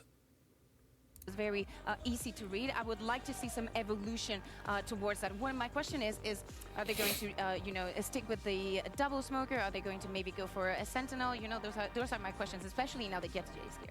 Yeah, I think Gecko is probably something that we'll see a lot of here. Yeah, I definitely could have watched another round by the look of it, but whatever, it's fine. We don't need to optimize that hard. Especially with the aggressive plays, but what's going to happen? Hot take? What is this tweet from 100 also Thieves? really good player or agent for Bind, and also getting the op-up is going to be pretty important on the defense side because it can be a pretty attack-sided map sometimes.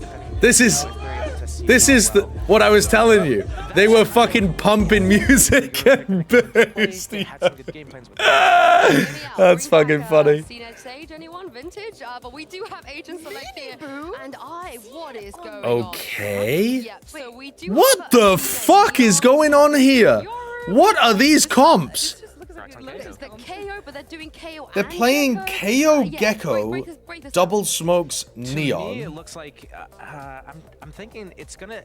And Heretics have got Sova, Yoru, what my concern is for Double is Smokes for their defense. Gecko. They're defense with the KO, with the what the hell is going on in Europe on Bind? Stall utility. They have a lot of flashes and stuns, and they're gonna have to really leverage that with a lot of trap plays and early aggressiveness. Yeah, I think I'm very excited to see Miniboo's performance here. I think that the attack has to be extremely strong for them. And also Mr. Farland, first time ever on the Gecko. I can't wait to see what he can do with this. And it's time to send you guys back into game with your casters, Mitchman and Tombin. I don't understand why you would pick a Sova here. I don't get that pick at all. I think FUT's comp makes some sense. The KO Gecko is really effective. And especially when you've got cracks on the team, right? I think it makes tons of sense. Combining that with a Neon gives you stuns to be able to fight over tons of different places. I quite like it. But the Sova, I don't really understand. I want to see how many maps they're actually running this on. Because we've seen it in the past on this map, but the fact you don't need a Sentinel on Bind, though. It makes it that little bit more exciting, and I am excited to see what sort of trap plays they've got, what sort of aggression they're going to have. They've dialed up the crowd mics a bit too hot, but I think we did in Americas as well. Over towards B long, and actually he's going to go walking. So we've got a drone down short. Maybe that's the big reason that they want to go with the Sova, is just that it has a piece of drone utility. And they felt like they were missing that from the Gecko. Oh, that's a fat paranoia. That caught all three. Wow, he's blind! He's blind, motherfucker! That's a great flash into backside from Paddy. That's how you use the KO in these comps. You use the flashes for backside aggression. Beautiful play by Paddy. Had a really rough map one, but that one's a gorgeous play to win the pistol. No, please! You can't have the UI be out of sync, spoiling every round. Please, I thought we were done with this in 2022. Oh. And still won the map, which please no. Please no. Mr. Barak, please. So the fact they've now got off to a flyer of the start, the fact that, again, it just seems like a lot of these supportive flashes out of the side of Heretics have been fantastic. clearly pumped up and ready to go. This They won't do a defense tech pause for that is because it quiet, doesn't affect and the it's not gonna players. be much invested into this one whatsoever. They'll tech pause if like something happens to the players, or they'll sometimes pause if like an observer crashes because then they have to get them back into the game, that kind of thing. But I don't think they'll do tech pauses for UI hiccups. They never have done in the past. On CNET, the professor himself. Now, this guy's been able to hit a set of wonderful shots so far on this map. Historically, yeah, he's the guy you'd give it to, but it's a big task for anyone to take home. Not even shields on their back. Now, I'm curious about a lot of the utility we're seeing in play for Team Heretics as they move on through this attack side. I think Miniboo must have some crazy attempts to map control out of Captain. And Cracks, they had their own attempt. They tried to move up into map control instead, a bullet to the back and a plant on the A side. Surge Falco, thank you for the 6 months. Farland going wandering, maybe to try and isolate the duel on the player that just managed. All right, let's see whether the HUD is still ahead. Just get that chance, but Boo is more. Well, than it aware. looks synced up at the moment. Said he We'll is see at the end of the fragging like round. Crazy in the last map, top fragger alongside his baby brother. You just laugh, kind of like Ludwig. What does Ludwig do? He puts his like eyebrows up or something, doesn't he? He's like. I can't do the eyebrow thing though. I can't move, dude. He moves the fucking middles of his eyebrows up. CNET still ever deadly. Benji is going to be there to close out the round. 2-0 for Heretics, a clean one at that. But now we get into the nitty-gritty, the buy rounds. Good to see Boo already off to a flying start, hitting those shots. You know, this is a guy that had a hell of a good first map. While IGL on this squad, he is leading from the front. But Okay. the reality is, Let's see what it looks like on the rifle round. Over off of an Omen, I have question marks. I loved his Omen. They back taking in a the tech day. pause? I think is most Are they tech comfortable pausing? agent, and someone like Astrid just doesn't give him the same sort of abilities typically, at least solely looking at his utility belt. It doesn't give him that No. same ability. Okay, to- we're back to in the duel round. and to That's take super fights weird. Why as couldn't we before. see, like, Removes him please from let a me lot see of the action. minimap so I can tell what's That's going on. fine, because he's 5-0 right now, so he's involving himself. It's much more All right, so they suppress your utility lamps. needs to be held from a distance. They're trying to teleport down, putting a lot of pressure onto short right now. Miniboo has already taken so much space. On the recon, in a really unusual spot to put pressure onto the Showers players. That's huge. Boo is still popping off. Yeah, the J's got to be worried now because Showers is compromised. Still, though, the majority of the defense is just waiting. An attempted plant here, definitely not going to be easy. Tough for FUT. Ada Captain can't full rotate because these players could just dive through the teleporter at any point. On the other side, certainly the top fragger of Heretics. Ada Captain could play Market so that he can still fight them if they go through the TP. He's going to come on in, but his team are... Oh, hold on, he's about to be challenged.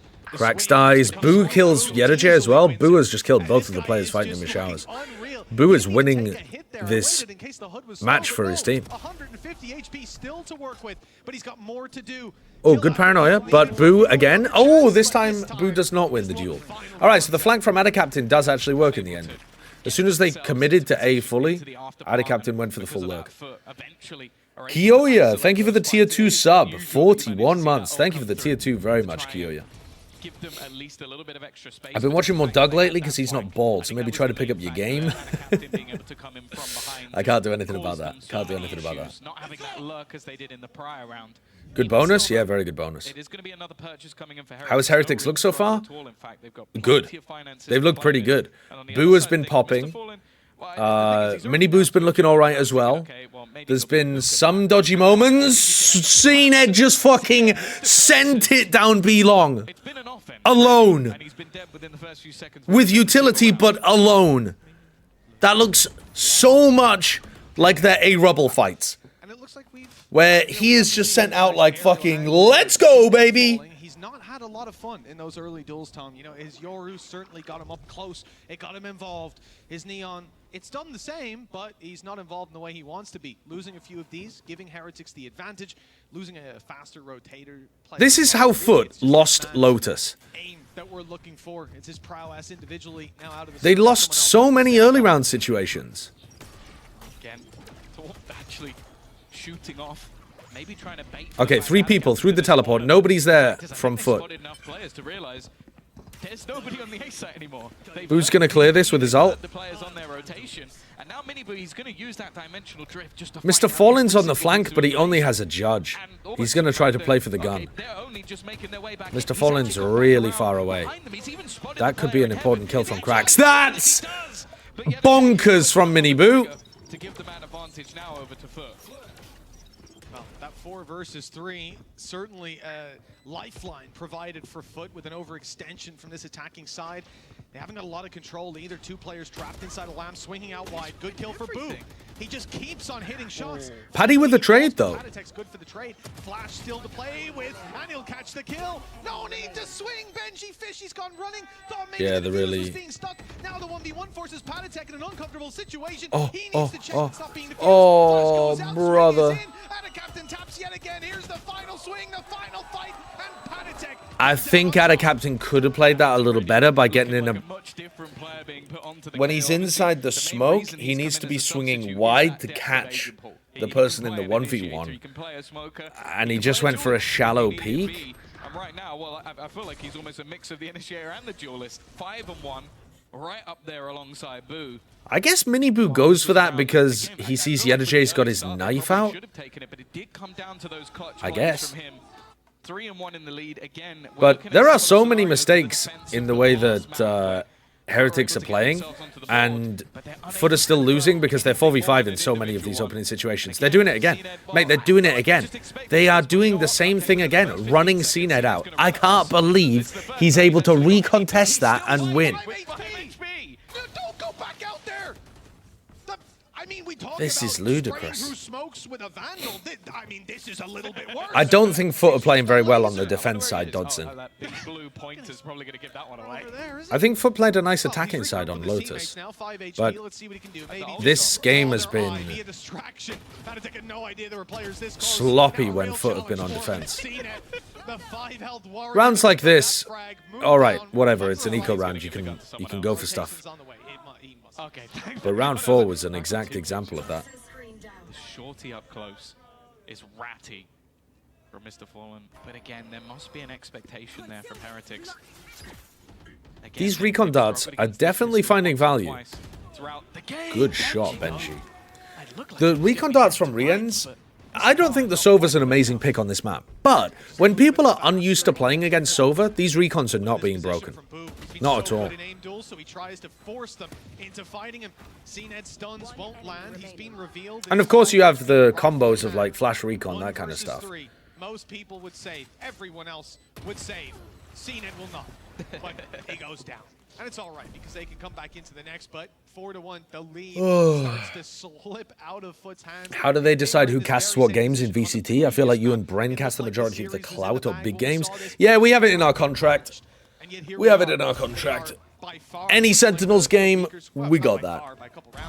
No, it's just they predetermined the schedule beforehand and it just happened to work out like that. You know, if Sentinels and 100 Thieves had won their game instead, then we wouldn't be casting them.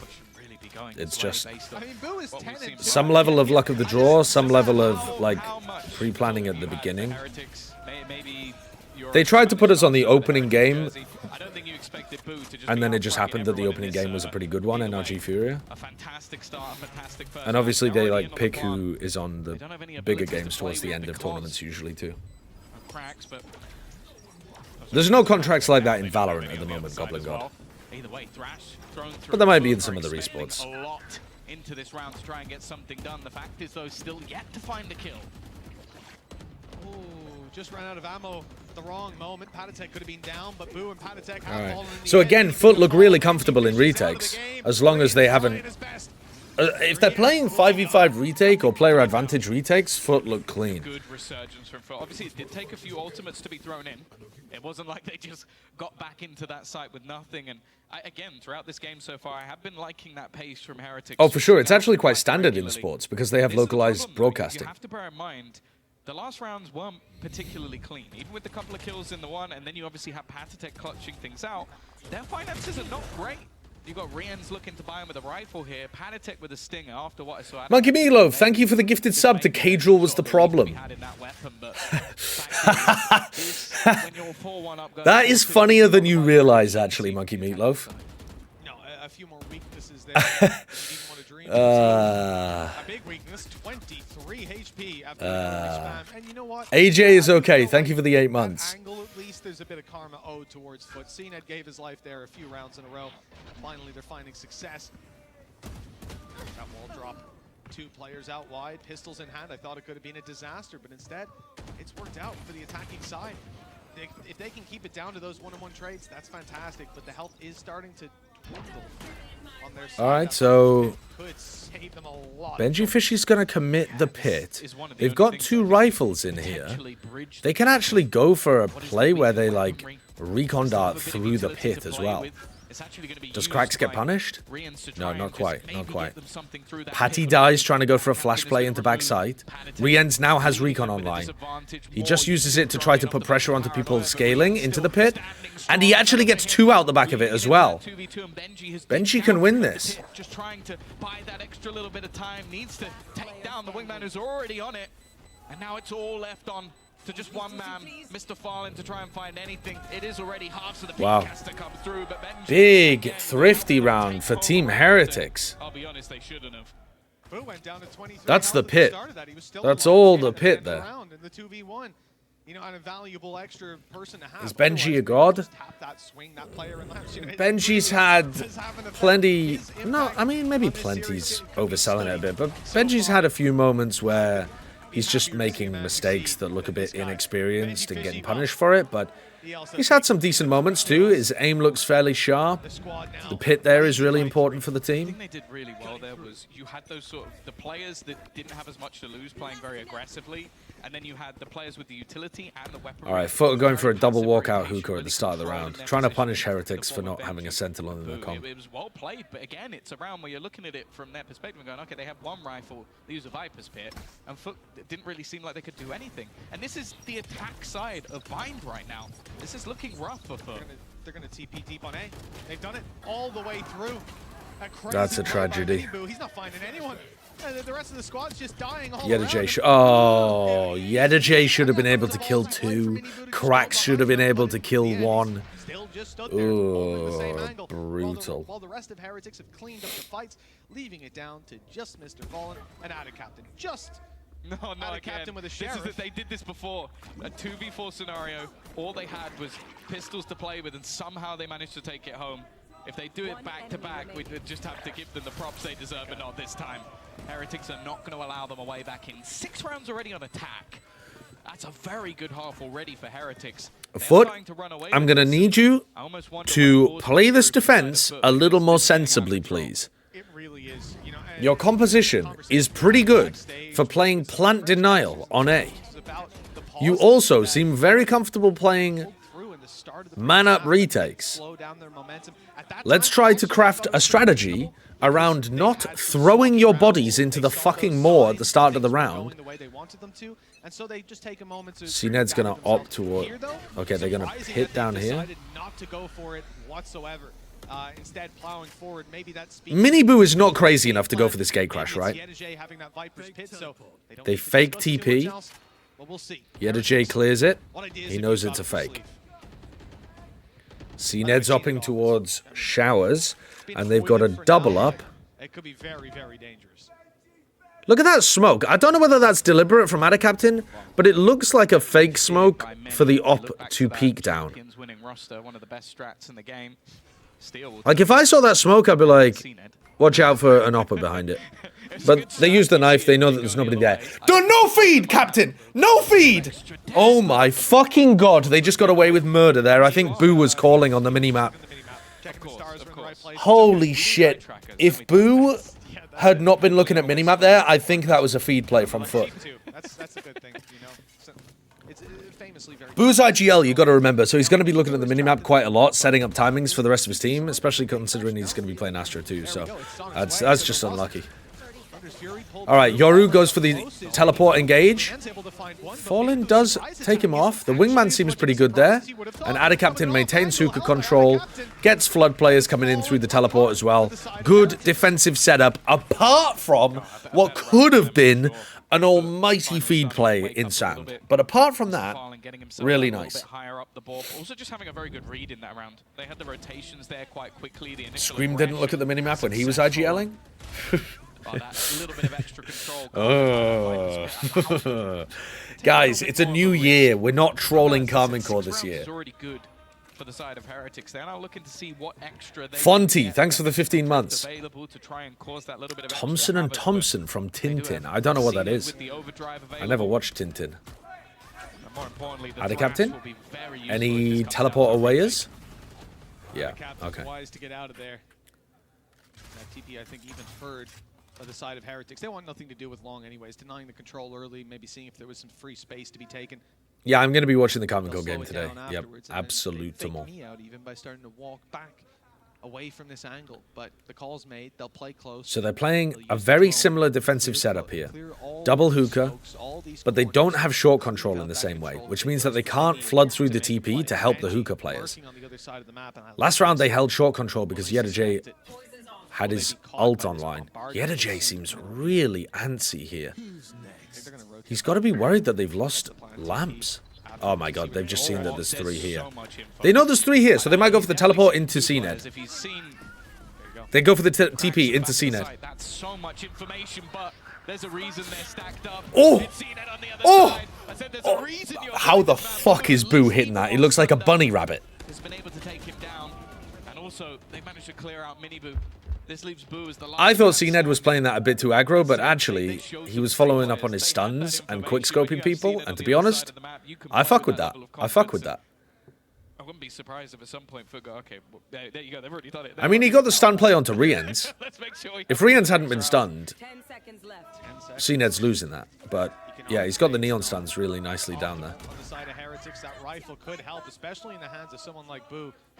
Being so clean. Remember, he found CNED while he was stunned up. I gotta be honest, the EMEA crowd is not adding to the vibe. But I'll give it to him. The EMEA crowd is actually reducing the vibe. Yes, we don't highlight those things. No, never. This is nasty. This was clean. And I think it's because you can hear them too clearly. I think if they dialed down the volume so it was just background noise, it would be better. But it sounds too clear. I liked the EMEA crowd last year, but I think they've done something different with the mics. Oh, they're also in a different place, aren't they? So they definitely are doing something different with the entire setup. Find the 2 rounds in a row, so evidently they didn't need it. But yeah, it's their defensive side has definitely looked a little bit rough. And that's the thing, it's like, a lot of the time I said, on this map, my expectations lean towards the defensive side. It's actually just like, I do have to then look at the composition the EMEA chants at the moment are fucking distracting.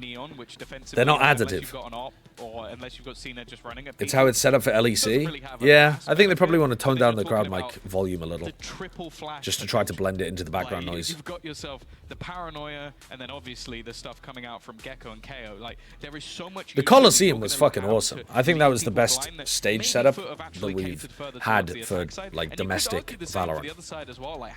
All right, so now Heretics being pressured a little more. Their economy is taking a knock, and FUT have actually found a defensive setup that works for them. I would like to see them with a different defensive setup as well, where CNED maybe opts towards B long or something. But they can change that up for the next rifle round. For now, it's somewhat similar here. FUT, instead of having their 2 B players in hookah, have got both of them towards B long at the beginning of the round. Have to find another coach. Well, 6-4. Oh, for sure it makes sense to run VCT and LEC out at the same place, if they can. Certainly a bigger challenge. Losing 2 rounds in a row, now down to pistols. With the rifle I'm just saying the Coliseum was a dope setup. This is their best chance. You know, your Astra players still having that rifle. Nice timing on this knife from Cracks. Like 120 on the clock, they go for a knife timing into hookah, so they know that hookah's empty. On the way with the drone. They've got the stack in the right place here on defense FUT. CNED has been opping towards showers in the previous round. They know that. So I wouldn't be surprised to see them try to pinch CNED in this round. Playing into this once again. You can see the lurk from Benji, who might be pressured in a moment. They're actually getting all the way into backside. Mr. Fallen does get traded. Yedajay picks off 2 though, and CNED kills the final player, using his stuns to make sure. Oh no, CNED! Oh my god! Oh, he's just exposed. Like, when he's tuck triple, upping showers, he's not exposed to additional angles. When he's tuck triple, upping short, he's exposing himself to showers. How does that make any sense? He's just given an opportunity for Benji to clutch. Yeah, I'm actually allowed to be in the streaming room today. They originally said that I could co-stream this from the arena. And then they were like, oh no, actually they have to do some work in there today. The information is going to be garnered because of how quickly they've cleared towards. But that would have been sick. Benji looking to play back through that smoke, and the info, oh, it's just going to grab him. They know he's around the lamp's position, maybe not how far forward he is, but Cracks. Good play from Cracks.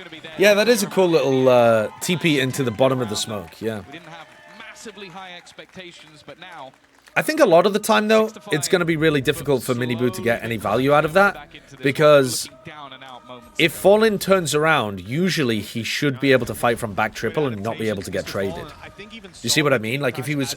They need another piece of utility that hits back triple to follow up on that, so that Mr. Fallen's pushed away from that piece of cover. And I don't think they... Maybe they were trying to do that with Paddy Tech's nade, and Paddy just missed the nade. In the rounds where he has successfully TP'd, it's actually just Feral Canadian, thank you for the prime. And when he hasn't, well, like we just saw. Oh, FUT are going to feed again. Here comes a little feed play from FUT. Cosmic Divide thrown in and a battle up in towards that big Nice. Okay, so FUT again put themselves in a player disadvantage situation at the start of the round. Just avoid him at this point. So much utility being put in onto pressure. They know exactly where he is. Hiding in the backlines. Yedajay has moved. Good, great. Love to see that one. Love to see that one. Fast response from Team Heretics to get themselves. Why, man? Why? A very confident way to close out that half as well. Just getting in their face, taking those fights, and winning every single one of them. I like the idea for FUT to come pushing down through mid, but as you can see, they just didn't have the firepower to back it up. They are a little bit unlucky in the sense that Team Heretics had 3 players ready for that play. Looking at round 13, pistol round. But I still just don't think FUT needed to be proactive on their defense like that. They have seen Ed opping. They're chilling. That is remarkable in and of itself. I've also much preferred Patatek's look when he's come in now, not on that Viper, where we saw him a couple of times play a little too aggressive in those post plants, be out of position when his team was pushing. Alright, let's have a look at the pistol then. FUT's attack side did look really good on Lotus, so super winnable for FUT. They go for a sand trap play, but they didn't. They had to trigger it early because they were about to lose short control.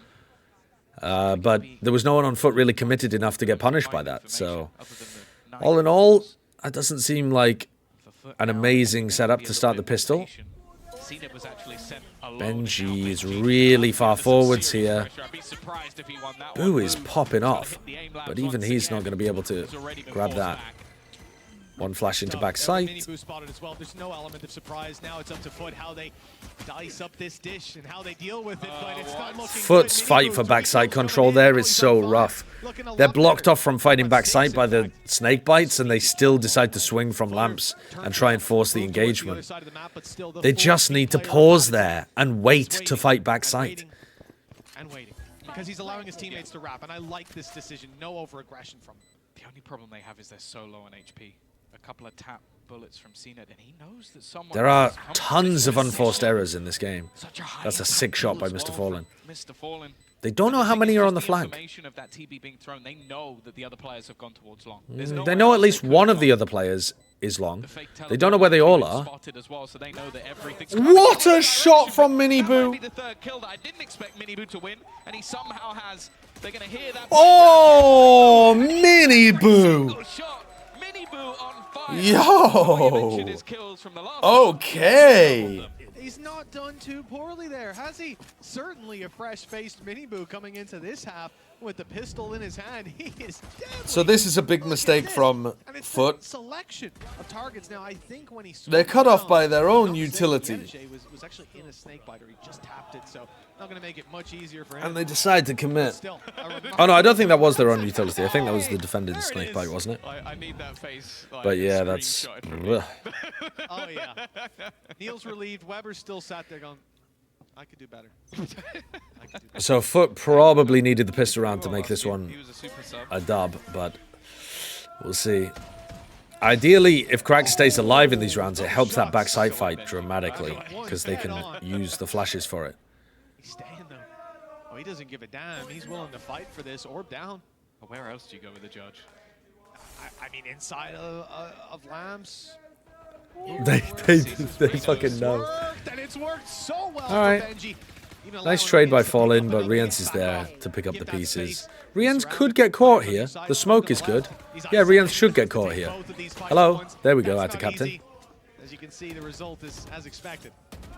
Chances for FUT to win this, but difficult. Mini Boo looking to rain death down from above. They've also got Boo with, honestly, Was Benji already dead there? right now it's him. Yeah, I'm not sure. I'd have to go back and look We at know that the players crossed their replay. way back into Lambs. The thing is, again, we know how much can be done. By the Either side way, of with a those snake bite sort on the of floor, scenarios, not a good swapping decision to places try to makes fight that. sense as well, having that judge to just hold on to Lambs, but the fact is they're looking to clear things from the other angle. Wrap back around, and a captain almost a little bit lucky that he Flash missed that into the one. smoke.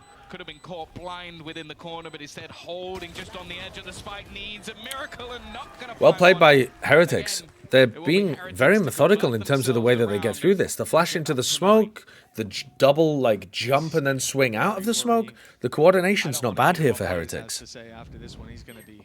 He's just gonna laugh. He's just gonna laugh in your face. This was an eco Alright, round though. At least there isn't like a little communal area outside all of the caster booths where you're.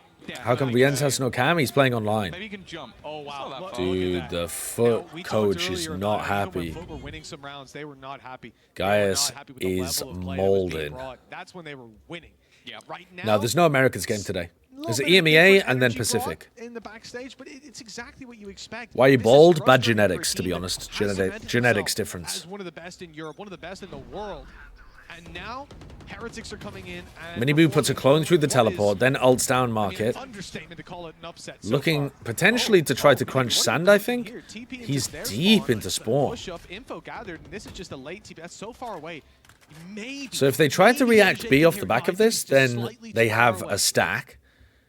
Yettage And if is they try to go ready A, for this. This could get very maybe worrying. Miniboo's going to try to take the Able teleport? Sneak up behind them. He's going for it. What a bonus round idea. What a mad bonus round idea this is. Why would they ever check this? They are We saw Tens go for this a couple times. No patience. But he's going to be difficult to root out from this spot. You can react into A here, I think. But it's kind of tough because FUT aren't 100% sure that there's a B stack going on. Oh, Benji getting caught completely there. Spike planted. Yettage going to turn back, but he loses life as well. Miniboo is Miniboo really popping. has started And he gets to arrive in the reinforcements. second half. And the Wary of reinforcement their own gets another fight. weapon. This has now just become a Great game of decision hide and making seek from with Rian. both teams being the seekers, neither realizing where the other Oh, was. Jesus Christ, He's Cracks is completely fucked. caught, stuck in the corner, but he will just Good about flash. be able to escape. Great flash. Hold on the other side, it's Labour, but he Bit still dodgy with manages the to win spray. fight, and both players coming in from the corner. Again, it's some weak. Oh, Boo hits the shot! Landing the headshot, leaves it all onto Boo hits another shot! Missed. This man is hitting every shot placed in front of Holy him. fuck, He's dude. contained. Boo is winning it. This is Boo is winning them this game. having that 2v2. Boo is... Dude, FUT are not playing their best match, for sure. But Heretics have decided, Is Team Heretics. nah, I'd win. Watch that back. Miniboo and Boo, actual genetical difference. The family tree is putting down roots. 90% sure they heard it. And that shot, Do they have another brother? Do they have another brother to put in? Clean. Boo is currently Get their fucking mum and dad in here. 19 kills. Holy 5 shit. deaths on Boo. Like, The Boo bloodline. that's true. That's true. How is that true, Tom? How? He is playing out of his mind. He has been in the AIM Lab server the entire time we've been away, it seems. Couple months in there. Surprised his wrist. FUT are trying to put pressure down over towards short. Either way, Little bit of chip damage onto Boo. I am not afraid though. Boo is a they've fucking shown demon comebacks. today. Think back to Convergence, they were In able goes to CNED, swings. deficits. The trade is there from A Yettage. couple of high impact Good coordination. That was a lot to ask of Yettage, to be honest, there. But he came out for the good. Now we're watching the flank from Benji. Are we living in a Benji Fishy world? Are the crowd correct? Something a little bit lucky. Walking in a Benji Fishy world. Yeah, we are. That's some pressure at the back. That's actually made this round a little possible. Why would you swing that, brother? Nice from Yedajay to find a timing based off the info rather than just random swinging. I don't see how many boos win in this one. There's just too many people coming from too many different directions. Holy. Hello, Golden Boy. Hello, Esports Douglas. How are you? It would be very interesting if the Boo brothers fight with the Susanto brothers. Listen, I'd love for that to happen as well, but if we have Heretics playing at an international event, everybody's power rankings have been flipped on their head. This time they're the ones to win both pistols, and I mentioned it, and obviously the opposite happens. Boo's now had his first death of this second half. Kill Boo, win a round. Okay. Boo has just run through the teleporter here. This is a mad play. This feels like the Yoru. Like 100% this feels like the Yoru clone is in there. Mr. Fallen's never surviving that. Boo kind of baited Patty. Patty should have just been like jiggling for contact, but they do go 1 for 1. That's the decoy put through as well. And going 1 for 1 in this round is perfectly fine when Heretics have bad economy. Not defending quite the same way on A, with the same power, the same numbers, but instead, they're wrong. Benji, it's landed. It's headshot the diffuser. Oh, I'm not big on what FUT are doing here, man. The flash through puts pressure to stop people denying the plant. But then Yedajay swings off the back of it and has to look backside, triple, showers. Like, he's the only player trying to scale off the flash, and he has to clear like 5 different angles. Ada Captain's just kind of baiting that entire thing to come around late from showers. I am not picking up what they're putting down here. They're still alright with it, but I just think the ideas look half-cooked from FUT. I was liking what I saw from FUT on their attack side on Lotus, but this is not putting confidence in my heart. So if you're on the Heretic side, I almost wonder, even if they lose this next round, I might be looking at a pause just to try and stem any bleeding as quickly as possible, because you do not want them to have some momentum. What the fuck are you talking about? Donor wall to get out of responsibility. What are you talking about? What are you talking about? What are you talking about? Right, what's Doug saying? What's Doug saying in the chat? Dear Sideshow, I have concrete proof that you're stealing my lines. I would like to show you the proof and give you a chance to defend yourself in a Twitch chat court of law. All right, what are Doug's lines? What's a classic Doug line? Managing the trade on Boo. That's a big player to drop. Is cocaine? I don't think that's what he means. Things change. They know for a fact that Benji Fishy's around here. They will not. All right, let's have a look. We'll watch that at the end of this round.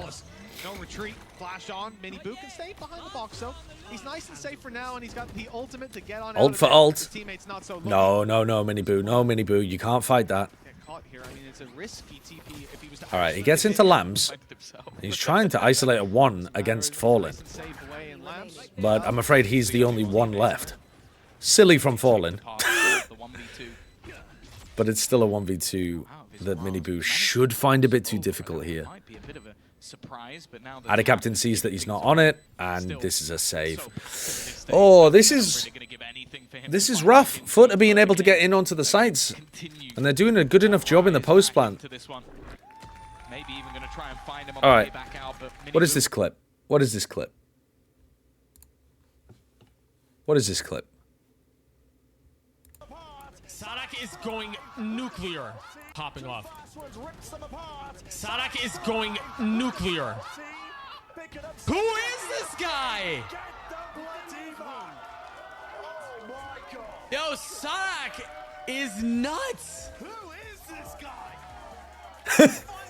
Electric from Sadak. He just decided to win. He simply decided, no, I think I'm gonna win. All right, the timing wasn't as perfect as that moment with me or Pansy, but that is the actual caster brain cell part 2. Yeah, I actually have Doug's co-stream up on a second monitor while I cast, and he feeds me lines. He's ghostwriting for me. I can't come up with my own lines. Now, if I had said, "Who is this guy? Sadak just went nuclear!" If I'd said that, then I think I'm guilty. But I think there's enough plausible deniability there, in my opinion. Which they've been fairly happy to play as well. I think it's a map that if you are going to bring back that Turkish jet, that will be the one. So I don't want. You were also listening to Sliggy's co-stream yesterday. You're actually saying exactly what he was saying 1 second later. What can I say? Great minds. We think alike. With 3 rounds in a row, as said, it's been there. Me, Doug, Sliggy.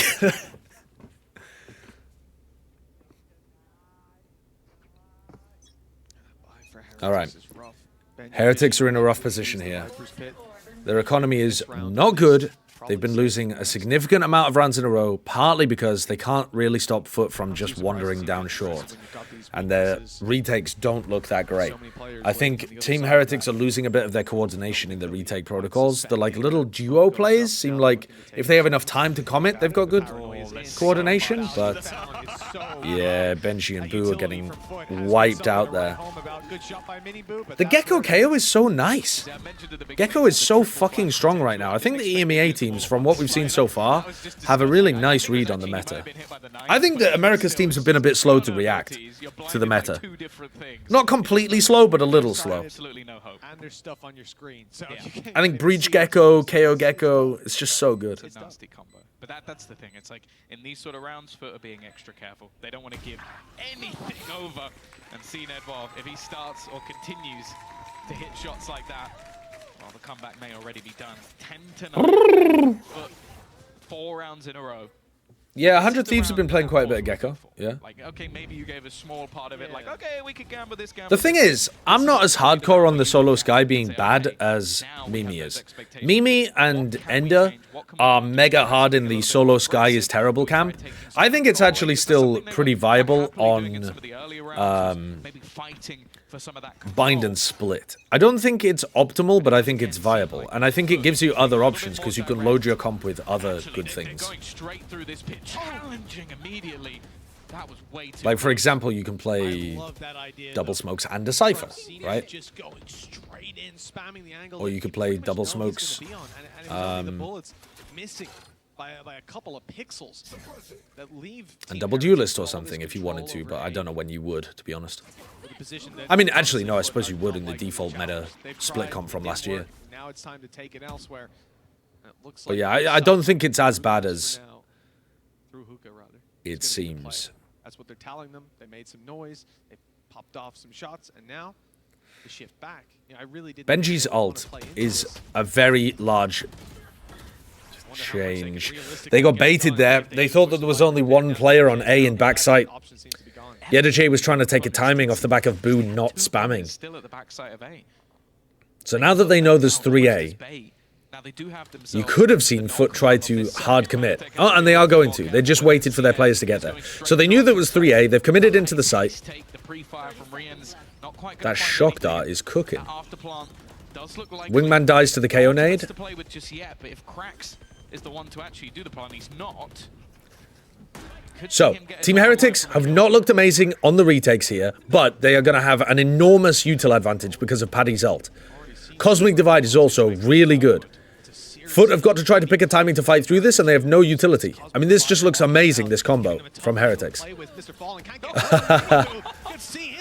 Another good flash. I mean, barring something crazy from CNED, this round's over. Yeah, it's over. So, Team Heretics won that round because they used ults. They used the Viper's Pit to control short. They used the KO ult for the retake to stop any post-plant utility from coming through, and then a Cosmic Divide. It's GG at that point. Even if Yedache had stayed alive, that's a GG kind of round. But they don't have access to any of those ultimates now. So are they going to be able to pull it off when they don't have an ult to work with? You can't really replicate that round again. thrown through. And in fact, it's actually FUT getting up to big ultimates. Fallen's one away from having his online. More short aggression from Miniboo. He can just get traded here. Got no chance of escaping. Can't use his gate crash. What the fuck is Rien's up to trying to greed for the orb? You're never getting away with that, man. They're never 5 down short. There's always a late backstab showers. It's over. Shut down immediately. Benji Fishy, the last man standing. Will you support the greatest org, aka Carmine Corp, against Giants? Yes. I will be supporting Carmine Corp. I will be allaying. I will be viving. I will be pogchamping in French. Sometimes it genuinely looks We will be LA LeBluing all over the place. I'm gonna blur so fucking hard. See if I can find him. I won't lie, I believed that Cena was going to pop. Le Pogchamp. I just believed that he was still going to find that. Benji trying his best to hold on to the gun. How do you Pogchamp in French? Yeah, le Pogchamp. Oh, le Pogchamp! Pogchamp! Oh! Like that. That's a French Pogchamp. Off a fair few of those ultimates being used. Miniboo at least has the dimensional drift, but we're going to be doing a lot of that. Ultimate, he's going to have to do something unbelievable. Can you really say you're allying with the French, though, with that lineup? Yes. Shut up. Carmichael's French. I'm there to support Shin. Through the good times and the bad times, I've been there with Carmine Corp. I wasn't supporting them through the bad times, but I was there. To push this at least. Does that count? Alright, Heretics don't have a goodbye. FUT are getting up to big ultimates again. As long as Mr. Fallen doesn't have to use his Thrash in this round, FUT are actually favored to win the game, I would say. Even though they're a round down right now. I say after they've heard that, I don't know that they're going to want to come anywhere near this position. To be honest, if it was a judge, I'd agree. With a Bucky, I'm almost like, if I'm seeing it, which obviously I'm not, I'm just like, oh, I'll take it. Rien's. He's got to fall back. So they do use the Thrash in this round. Boo gets detained. The push from Benji Fishy. He kills two! What? He just egoed his way into a crossfire and killed both of them? Miniboo, if he gets a good flash off, oh my god, the jump Bucky. The jump Bucky. Oh my god, Heretics are winning. Oh my god, Heretics are going to win 2-0. Heretics are going to win 2-0. I can't believe that they've managed to pull that off in this round. Benji has gone utterly bonkers. Does Fallen win the 1v2, or is Heretics pulling off the upset at the very beginning of EMEA? I'll try and do as much damage as possible. Now it's left. All onto Mr. Fallen. The IGL, we know that he can lead by example at times. He needs to try and find this, but already spotting out one of the players. I think he will have heard the footsteps of both, though. Definitely at this stage, there should be the information that both players are here, and he's tried to bait them into going the other way on that wraparound, looking to come in from behind. A chance to get some Yo, there's such a fucking delay between the players and the crowd. I'm literally hearing the players PogChamp like 3 seconds before we see it on screen. It's getting ridiculous at this point, even despite seeing it. It's a long, long time. You see it in the end, right after the round finishes. Yes. I think Heretics have won that. I think Benji has just actually won that for his team. That play where he ran through the teleport and deleted 2 of them, I think he's just won it for Heretics. Holy shit. This is ridiculous. We have Rans at home, and he's not doing too great, but he's putting together the pieces. America's has a delay, but I don't think the delay's this long. Like a dad watching their son play football. It's just go on, son, go on, and just screaming his heart out every time. It seems about twice as long here. But look as well at the fact that, I'm talking about Rans. It is noticeable, for sure, and there's no way of getting around that either, really. But you want to make it as tight as possible. Because it ruins, like, this entire game is about tension and release, right? The cock and ball torture, the edging, and then the release. And if you know that the release is coming and you know the timing of it, suddenly the edging isn't that pleasant anymore. He has had Am I wrong though, chat? Am I fucking wrong? performance, and Am I wrong, you tortoise spamming gooners? No. You know, the fact is, they were not It's about anticipation and climax. today. And I imagine for FUT, the adaptations they're having to make, I mean, they are constantly on the back foot. Slinky Cat, thank you for the prime. in the first half, was it 4? Mini Boo, 4, yeah, it was, because he doubled in the pistol. He's done all right in the second half. There goes CNED at the very beginning of the round. Not enough utility to push those short players away. Benji and Boo have been fighting over short in so many of these rounds. And normally FUT's utility is good. Benji's weak. They did spam him, but they haven't killed him. And Boo again clears. IGL diff. Pop Flash should be good, but Boo can swing again. Oh, Boo doesn't go for it, but Paddy goes for the trade. Here comes Boo. Heretics are going to win in 2 maps. Characteristically quiet game is now going to be relied on with the spike carrying into the site. He's Uh-oh. Here comes Mini Boo. Expect the second player here. The flash will give it away. Mini Boo, they now know that he's here. Decoy gone out. It's through the wall. Please. Please, no. Behind, but couldn't react in time. The drone coming I out believe in Mini Boo. This reposition looks goated, to be honest. This reposition looks fucking goated. Using Yedajay's wall against him, that was such a good reposition. What a risk to take. Holy shit, Heretics have put the rest of the league on fucking notice. And I don't even think they played an amazing game. I think they played a good game.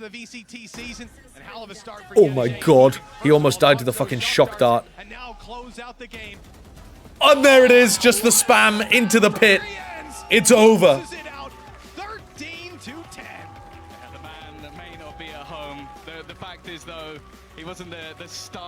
What an upset to start things off.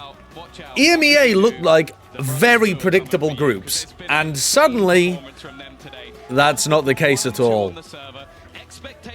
Tragic day for FUT. Tragic day for FUT. Some of what they were going for on their defense side on both maps was just appalling. And not able to bail themselves out with individual skill. But man, oh man, it's not a disaster for FUT, because they can still make it out of the group. They might end up having a rematch against Heretics or something, but that's a really big win to start the season for Heretics. Crew, MIBR, Heretics all looking pretty good. Yeah. Yeah, he was like, I'm in, let's go. Well, you know, I just checked. Mini Boo, 1 kill less than previous map. The screen says FUT win. Shame on you, Mini, but I'm kidding. Performance from it does! Back in on the stage. This is what we like to see.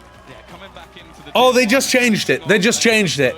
Victory for Heretics. Champions last year, already taking them down, already throwing this group into disarray. All good. All good. Take your screenshots now, social media. Take your screenshots now.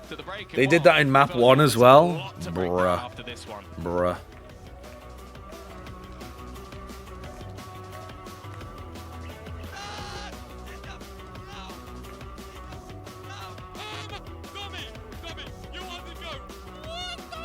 I mean, on an individual level, there were so many big moments from Heretics there. Boo had an insane series. Benji had some moments, like, I mean, towards the end of Bind, going through the teleporter and picking up 2, I think actually just turned the match in their favor. I really think if FUT win that round, I guess they'd already used Thrash at that point, so they didn't have the ult cycle up, but FUT were in a good chance of being able to at least get it to overtime, possibly drag it to a third, possibly win. And Benji just put the fucking... He played the Uno reverse card and was like, no, actually, I'll just run through the teleport and kill both of your team. And then Mini Boo had some huge moments as well. A lot of individual outperforming of their FUT counterparts, which I was not expecting at all.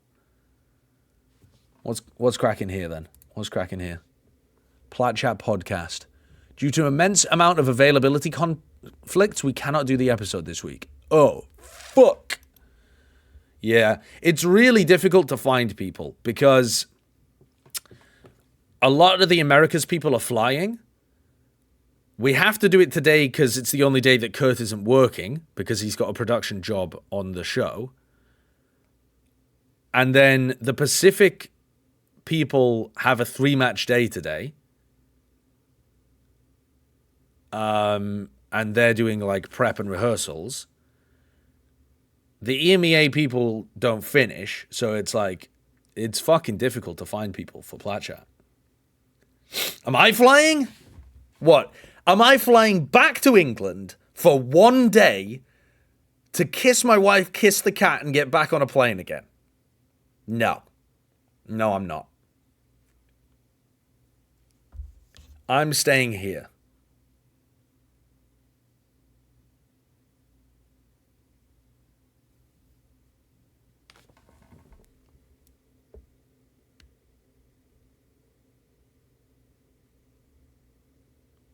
But I'll tell you what, Kurt fucking tried to put on an episode this week.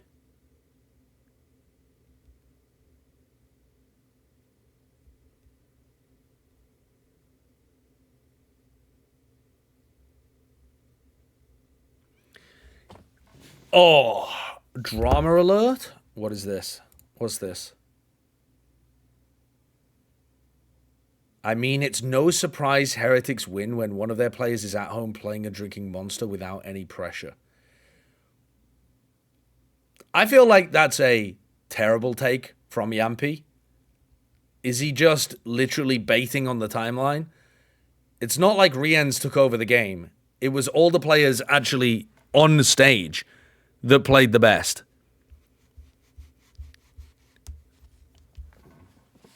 And it sounds like EMEA was inches away from having a fucking disaster where bunches of the Turkish players weren't going to be able to play. Denny the Dev, thanks for the 10 months. I think that's got to be baked.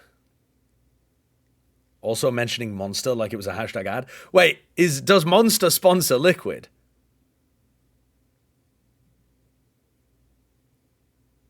Did I ever read your hot take? Probably not, Flint Call. Oh, he's... yeah, he's... Okay. Yeah, that's a bait tweet. That's bait. That's bait. That's bait. All right. So we said during the downtime we were going to continue this VOD review, so let's continue watching the downfall of Ye. Lead looks really uncomfortable on Sunset. I mean, clearly... Timeouts here from Legia. I think this Darion's going to pick up the operator and opt towards B main. They have the Viper Wall to play off. Paranoia to try to... Okay, does a lot of damage to Egoist. Egoist is just spraying and praying. AD spamming. But they changed their defensive setup. They put the Cypher over towards A. And the Cypher got really good value out of fighting there. Okay. So maybe that lends a little bit of credit to the fact that Ye might be able to fight more heavily over elbow control with a snakebite. I don't know, man. A misplay. Yeah, making Ye play Viper really is crazy. Why they put him on that Sentinel role, because he can... So they keep the same defensive setup here. He creates those tempo plays by himself. I'm not exactly sure how Darion is supposed to get value with this operator without somebody to help get him onto decent lines or reclear. He's just gonna walk. Okay, he just walks out, gets the pick. Ye's job is to defend market. Crazy Guy's got to stop the mid push. Crazy Guy is not holding this though. He's holding a very passive position. Global could be walking through to A. I mean, look at this. Egoist is having to look behind him. This does not look like a good way of holding on to mid control. Darion finds another. Crazy Guy has got to be cautious here. They are just... Alright, Russ has found the timing though. Alright, Scary's watching for it. I don't like the way that Bleed held on to mid there, because it means that Scary and Egoist have to be looking behind them. It weakens the A-hold a lot, but they did actually hold nicely and didn't get caught off guard by it. Good double face towards the end from Bleed to make that more difficult for Benkai. Just starting things off, holding the right areas, Same defensive setup again. Bleed not changing it up. Now coming back into it, the off. A bit of early aggression, but then punish right back.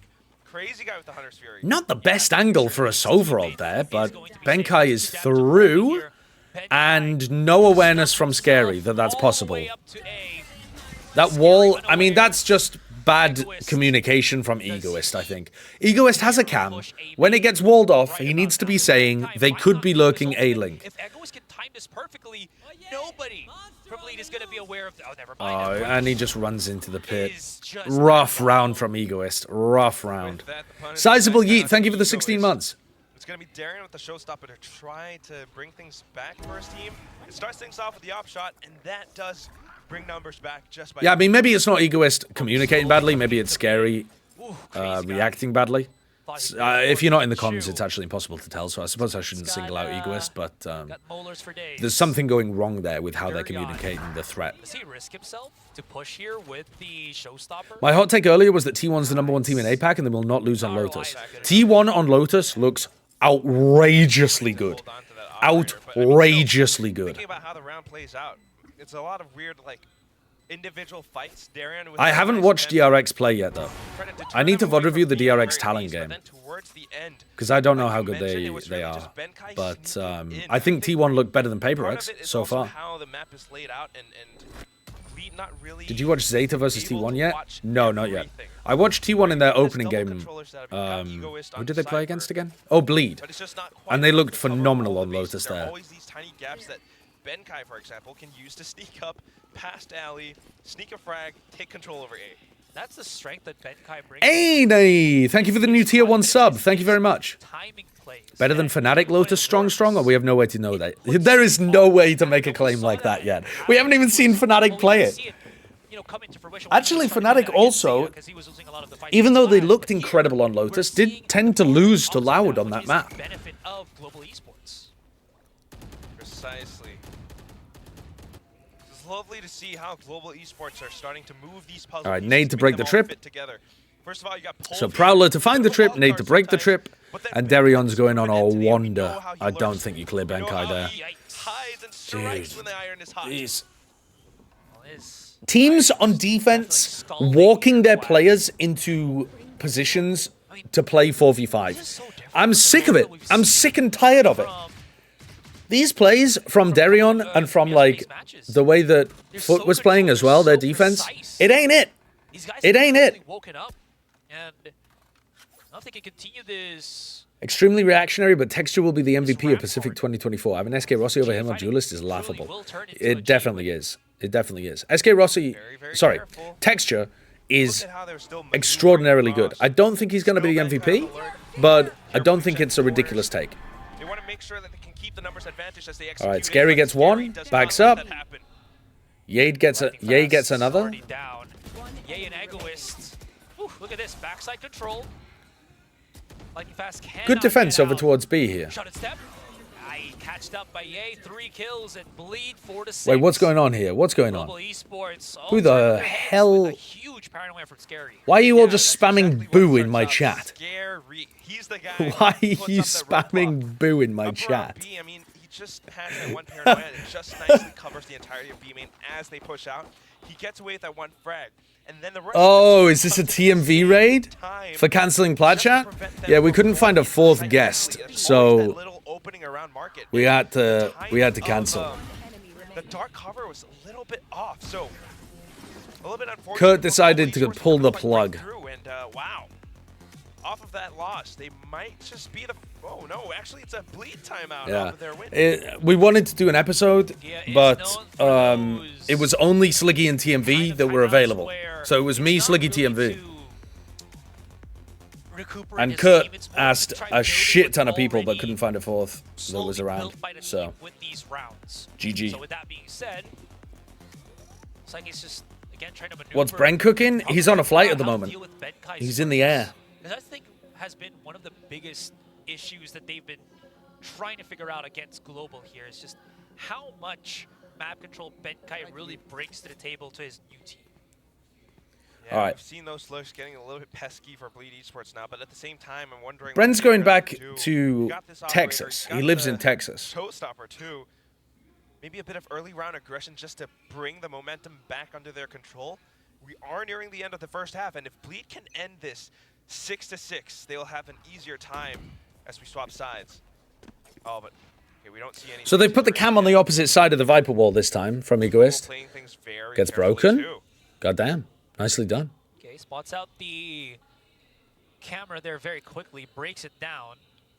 They need to rotate somebody, like, immediately now. Scary's got to go and watch A-Link from the other side. Because as soon as this Viper wall goes up, they're just going to lose so much information. They're much more okay with fighting A-Main. Scary's going to re-smoke it and take the most dangerous way of trying to fight A-Link, which is to sit underneath his one-way instead of rotating around through spawn. Not too sure, but at the very least, Alright. there's one up by elbow. Cage is down. Knows that this is a spot that Global has approached many times Scary and before. Egoist are going to try to fight this. There's so much initiator utility here from Global. That is going to be Durion dunking it in the face of Benkai. And this is a bloody take here for Bleed. Somehow manages to get in. Are they watching for the lurk from Lightning Fast? No, but he should get traded. Alright, Ye and Darion in a 2v2. This is winnable. Global Esports, they've doubled up. That's for backside. Positioning right now, and Durion still holding this operator. Ooh, the double face. He kind of swung before Darion was ready to fight that. Good double up though from G. Happens twice now, Durion. Please explain why Spins decided to look like a cross between you and Bren. Yeah, I saw that. That's an interesting look, isn't it? 1 second and you spot, so it's a little bit. Do you guys know how much you're going to cast this kickoff? Yeah, I know my schedule already. I'm working next week and then I'm not doing the semifinals or finals. So I do play-ins, and then I think it's Doug and Bala and Riven Vance for the semifinals and finals. On a tear here. Global Esports want to make a statement to end this first half if they can. Still have We're opening, they're closing. Very careful as they know that Bleed still has working pieces. They've only found Ye. They haven't got Durion yet, who has been. Yeah, sorry, I wasn't paying attention to this round. Let's have a look at the beginning. So, all right. So they've rotated their defensive setup. They have a recon. Holby taps orb. Ye doesn't get the spam. And then he gets the ult, and he kills... Doesn't kill Ye, does kill Ye. Okay. Dude, okay. People are going to be fucking roasting Ye at the end of this game, but I think Bleed's defensive setups are just wank for helping him. Like, look at this. They throw a recon at the start, and then immediately Crazy Guy just starts running backwards. And he's like, right, good luck, soldier. Of course, you're playing into a composition that has Gecko util, Fade util, Raze util, but I'm sure you'll be fine. Good luck, God's strongest soldier. Every single time we've seen it on social media. Like, how is Ye gonna be comfortable enough to get inside and dominate his pit here when he's got no help? How is this going to work? Always giving their beloved... He's immediately pushed out of his pit by the attacking utility.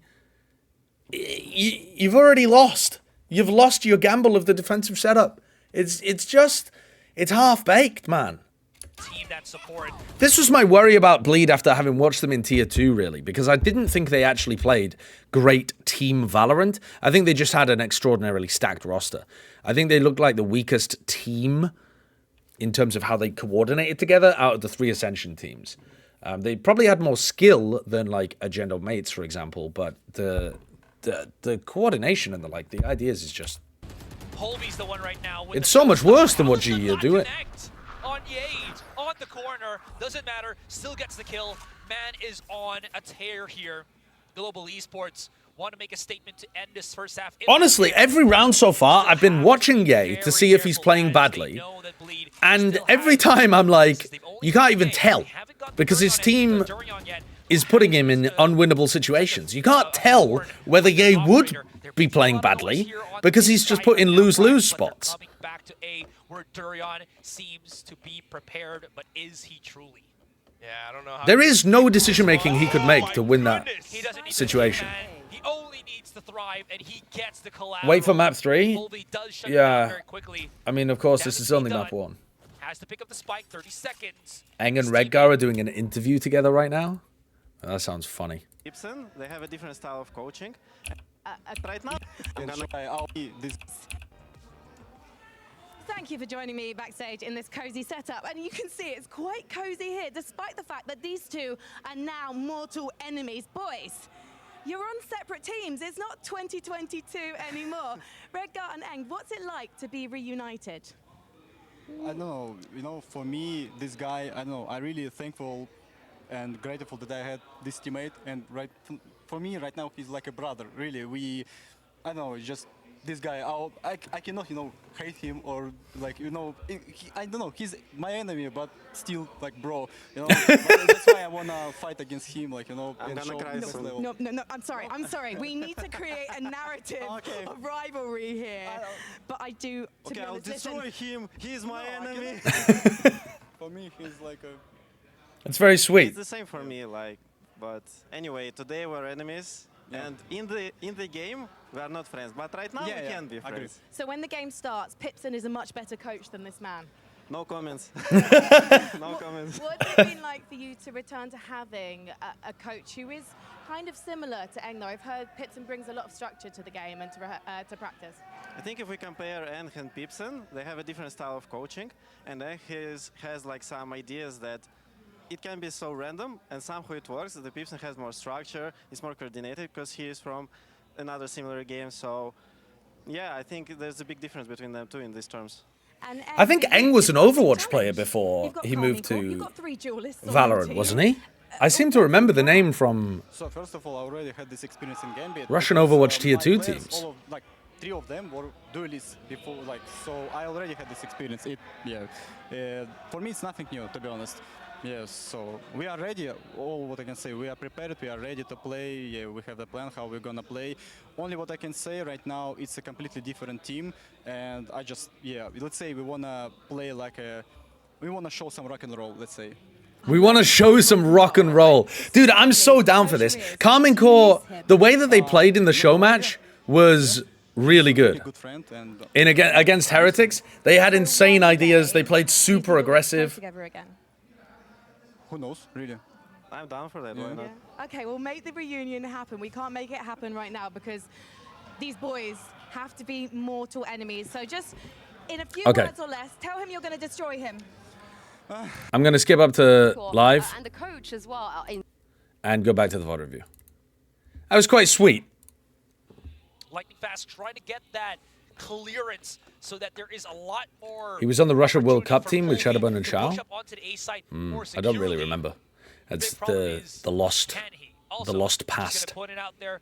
Does Crazy Guy have some nasty little lineup for a default plan because he's got 2 shock darts? I don't know where. I don't know how. I kind of expect him to be able to do that. If not, at the very least, he's got the recon for his team to come in at the retake. They've got the numbers for it. But Polvi has paint shells too. I assume GE are not going to be able to win this. Though, that's the thing. Because he might get punished, and that's okay. They have to make some kind of I was thinking that he was going to use all of those risk there. Of his, but he doesn't really need to. You know why? All right. If map, so the unit. So we got ourselves a pistol round.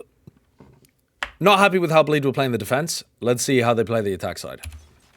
Crazy Guy committing all of his. Global had much better ideas than Bleed so far in this game. Okay, so it goes on mid.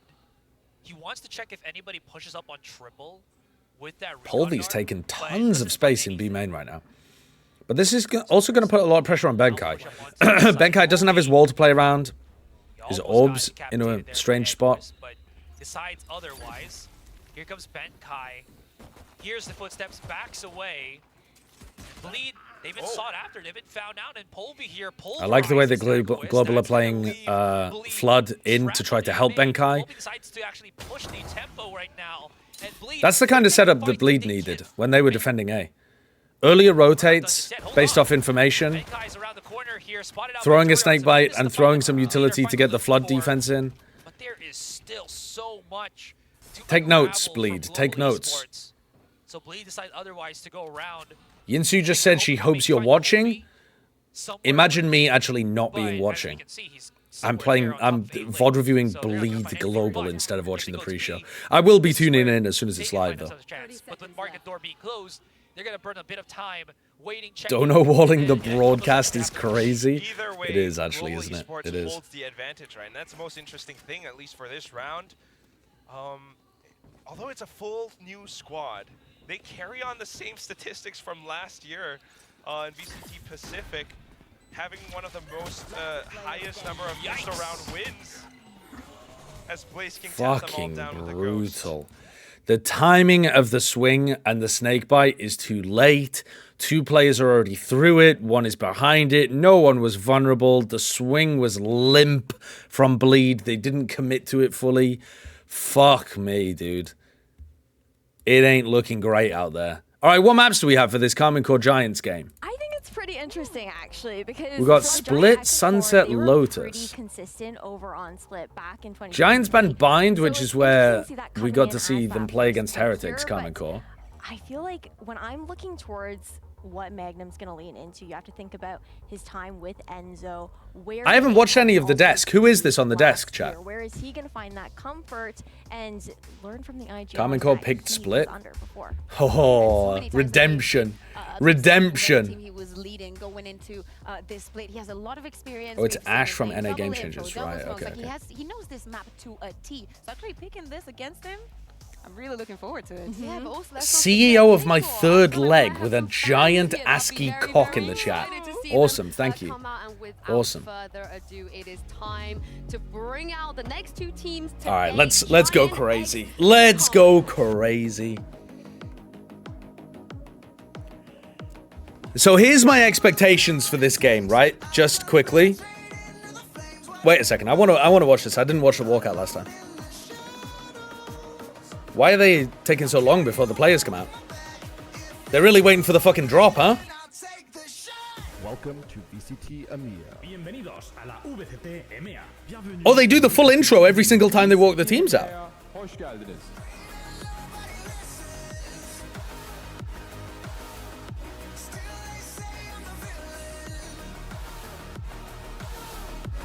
This entire thing feels so fucking empty. Where are the players?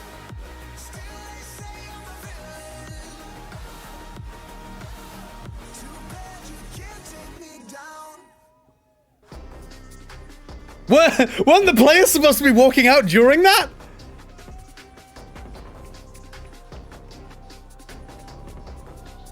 Something's going wrong here. This is not how it's supposed to work. This is not how this is supposed to work.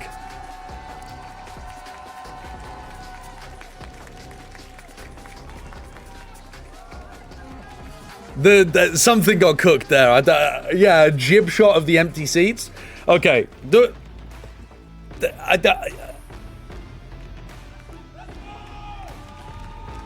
Something unusual happening with these walkouts. But okay. We got there in the end. We got some players out in the end. So here's my expectations for this game. My expectations are that if Giants can integrate Redgar and his IGLing properly, they are going to be an extremely good team. The skill should be actually quite similar, though, between these two squads.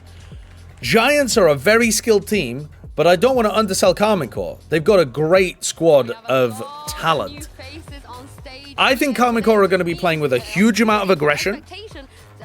And I think the Giants are going to have to play quite reactively, quite defensively, and try to control the pace of the game. If they can't control the pace, if Redgar goes silly billy mode, or if Karmine Corp have sick ideas, I think KC can win this. I mean, not only is this his return, I think it's going to be a good game either way, though. Also his debut as an IGL, and that's a lot of pressure with the fact that you're looking towards this full rework in roles for the 3 duelist players in Tomazi, Martinez. Entirely new roster for Karmine Corp? Almost. They've kept Shin. And they kept the coach as well. They kept Zaish. Whose map is it first? I think it was Split first, wasn't it? But this which was comical. Is coming in from his first and only year of competition back in NA Challengers, and he was absolutely insane despite the fact that he was on one of those bottom 3 teams, still capable of individually performing. Hey, he can prove that NA is better than EU in like one game, I feel like one season, yeah. No, definitely this is one of the matches, if not the match that I was looking forward to the most out of these starting ones. What's the color? Blue! The youngsters in this team. Blue, blue, blue! Yo, that's so fucking real, actually, from Zeish. Hitting them with the "What's the color" as their opening chant. What's the fucking color, chat? What's the fucking color? Blue, blue, blue! Let's go. That's so real from Zeish, actually. Those guys are going to be hyped up as fuck. Where they fit. So I am expecting a lot of flexibility in the compositions and not someone. Oh. I mean, this is the thing, though. I mean, Ale. Feet, feet, feet. I don't know what some French chants are. I don't really know. How important is attendance for the regular season? Not really. You don't sell sponsors based on how many people turn up in person. You sell sponsors based on how many people watch. But also, I think America's has been sold out every day, hasn't it? It's been full, like, pretty much every day. I think it wasn't full for C9 MIBR, because people left after Send Loud, even though they bought the tickets. But I'm pretty sure it's been, like, full. That's much quicker adaptation that you're going to have to look towards versus a team like GiantX. It was really empty for MIBR Furia? Yeah, I think they sell the tickets on a per-day basis, so some people buy the ticket for the day, but they don't care about one of the matches, so they, like, only turn up to one or the other. Which means it's, it looks more empty even though it's sold out, you know what I mean? I wanted a ticket for EMEA, but it said sold out. Yeah, I mean, I'm really surprised that they haven't hit capacity for the first day. Maybe they're only allowed to fill it up a certain amount? I don't know why. This players is something that you only have once. Yeah, that is very true. But also, I mean, we've spoken a little bit about N versus Red. Where's my sweater from? They divided their Wyatt found it for me in Texas. It's from Austin, but I mean, I think it's a French designer? I actually might be wearing French shit. What does that tag say, chat? What does that tag say? I think it's going to be insane. Can you read that? Things considered. And I mean, what does that say? Is that French? Well, they couldn't even pretend. It's like a fake Coogie. Oh, it's Italian. Yeah, I have no idea. Fuck. I knew it was from somewhere in Europe. They want to win, you know. They want to prove that they can you turn up the stream pretty, please? Yeah, I can turn it up a bit if you like. Towards Magnum, because Redgar, he's been in situations where he has to. That seems really loud to me, though. Place, you know, maybe adjust. I might have turned it up a bit too much there. Adjust his chords a little bit, but then Magnum is under N. Magnum's too loud. All right, we'll crank it down a bit. I had it at 30. We'll put it at 40 then. And he had mini as well, so surely Magnum, we should expect him to do a good job. Yeah, exactly. Given a quite. When are you turning up to a cast with a Stone Island jacket? I don't know what a Stone Island jacket is, so never. He was also in He was also in Fnatic. This is a different game, but I was curious if Valorant timeouts could look like this. Has to be the one leading this team. Tomasi, as we say, coming from Saw, narrate from Netlines there in NA, and Martin coming from GMT Esports, and everybody was excited and is very excited to see his debut because he is a very experienced viewer. Wait, are they? That kind of duelist. And every fucking round we give them ultimate kill.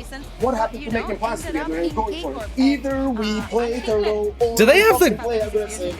End of fucking story. Right now you're playing like losers. This is loser mentality. There's no energy even. In his team, holy fuck. Not wait. only how to play Euro, also how to play okay. with Euro. But this is the thing though. Okay, N can do why? He had, you know, Shados, Defo, and why do they have the coach's audio for Rainbow Six? Incredible that the first that seems. Do they frequently do like listen-ins to the communications, or was that just caught on a crowd mic? Players that have to, you know, be forced into role swapping, because like you said, short tournament, they could potentially just have 2 best of 3s to adjust to things. So is there any danger to that method, do you think? I think it's a big danger just for kickoff alone. I think CS does the same thing. Not with audio though. You don't hear what the coach is saying. To shine, but I also want to pivot over to thinking about. You see the coach behind them, but you don't hear what they're saying. You But can? We've also seen Really? him struggle with some of that pressure as Not that I've well, seen. And KC fans are unforgiving, so they have to put up and show up now. I think that if, you know, Eng does it again, even if they don't end up winning today, right? Even I mean, if they're not managed to answer the question, though, will we see coaches behind players like that? No, probably not. It's for competitive integrity reasons and also just for ease of the coaches having access to their area. They have like a designated zone in Valorant. They don't stand behind the players and watch like that. And also, yeah, you wouldn't be able to listen in. The teams would not be happy with us listening into the communications during the timeouts. So extraordinarily unlikely that we would get a situation like that. To take a look at these compositions, we've got double duelist Yoru Rays on split for Carmine Core. And Giants are playing the Fnatic split comp from last year. And also, I think Giants were playing this at some point anyway. So we've got Our first a very heavy utility control the map composition from Giants versus insane aggression from Carmine Core. They're also playing double smokes with the double duelist. So this is going to be a very exciting matchup. And I think Astro Omen can be really good. A debut of a new casting duo. It's Pansy and Steel. I think the paranoia and being able to use stuns and stuff on the attack side can be very solid. A horrific combination, but you're absolutely right. I've managed Adam, thank you for the 34 months. Dragged him out of there, got him over to Yeah, Steel is casting while Hypok is not available at the beginning. as well. How you doing? I'm doing great. Thank you for having me here. It's going to be an experience. Okay, how specific of you? Thank you for that. Appreciate it. But all right. Let's All save that ghosts aside, because from actually Carmine the comp Core. did catch your eye. So No why don't we prowlers start for there? Magnum. What about this actually stood out to you? No Yeah, prowler like for the Magnum. 2022 chamber meta. You just have the Sky Breach. You're going to be really explosive with this comp. Okay, we'll see if that comes into effect. Just tuning in. I actually don't think they are going to be explosive Giants. I think they're going to be slow because they're going to be worried about Carmine Core pushing them. Finish the season. I think they're going to have big exec utility to pop into sites, but I don't think they're going to be fast at the beginning of the rounds with the Sky Breach. Talent, a lot of rookie players coming in, and we're seeing a very patient start here. Yeah, it's going to be a decent trap setup, but just attack just overwhelming here. It's going to have a freebie site, even though they get Ooh, stalled the out stun for a onto bit. Martin. So I'm expecting Carmine Core to flood defend this. I think Carmine Core's going to use Martin's flash to try to buy time for Magnum to run in with his Haunt, Thomasy to run in with Paranoia.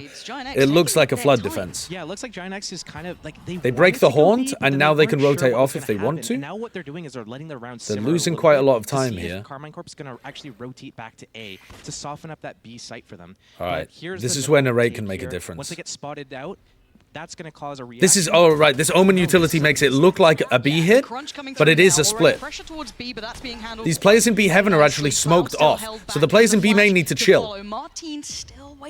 These players in B Heaven, inside the smoke, fighting Thomasy. Thomasy only gets one, and the B main players get out. Really nice, really controlled from GiantX. Very solid. So far, no signs of silliness from the Redguard plant, from the Redguard camp. He's meant to try his best. That's about all he can do at this point. Oh, bless him. Well, let's see how much damage can be achieved. I loved the tempo from GiantX here. The way they approach the map, that beautiful late split through middle. I'd love to get your thoughts on it. Yeah, so basically what they went for was, they broke the Haunt here, and then when they throw this smoke and this Paranoia, it makes it feel like a full B pop. And that causes Narrate to walk out because he's trying to get into Heaven, and he's looking for a lurker, but it's actually a B split. There's two people there ready to trade. Once they saw that one-way smoke up, they're like, you know what, maybe we should just change what we're doing here, change our approach. So the first thing they did was, okay, we wait out the smoke. We don't want to force anything. Once they waited out the smoke, cool. And the trade from Fatinho is really nice to make sure Thomasy can't get two. Surely these guys are going to stack, so what we should do is, instead of just going through B main here, we're going to actually go and split through middle. Split, you get it? Yeah, got it. That was really good. Well done. So once they, I love how they took their time with that though, because they didn't force anything that they weren't. Why is it called GiantX? Yeah, Giants collabed with XL. It's a bare bones come back in here for the round 2 for Carmine Core as well, working just purely. So Martin's thrown his gate crash into the B spawn area, which is going to allow him and Narrate to fight over mid for a little bit longer and still be able to flood B. But this is just a gamble stack. We'll see if Giants manage to feel it out. Like I said, my read on how these teams are playing, very accurate so far. Giants trying to play just to control, trying to slow the game down.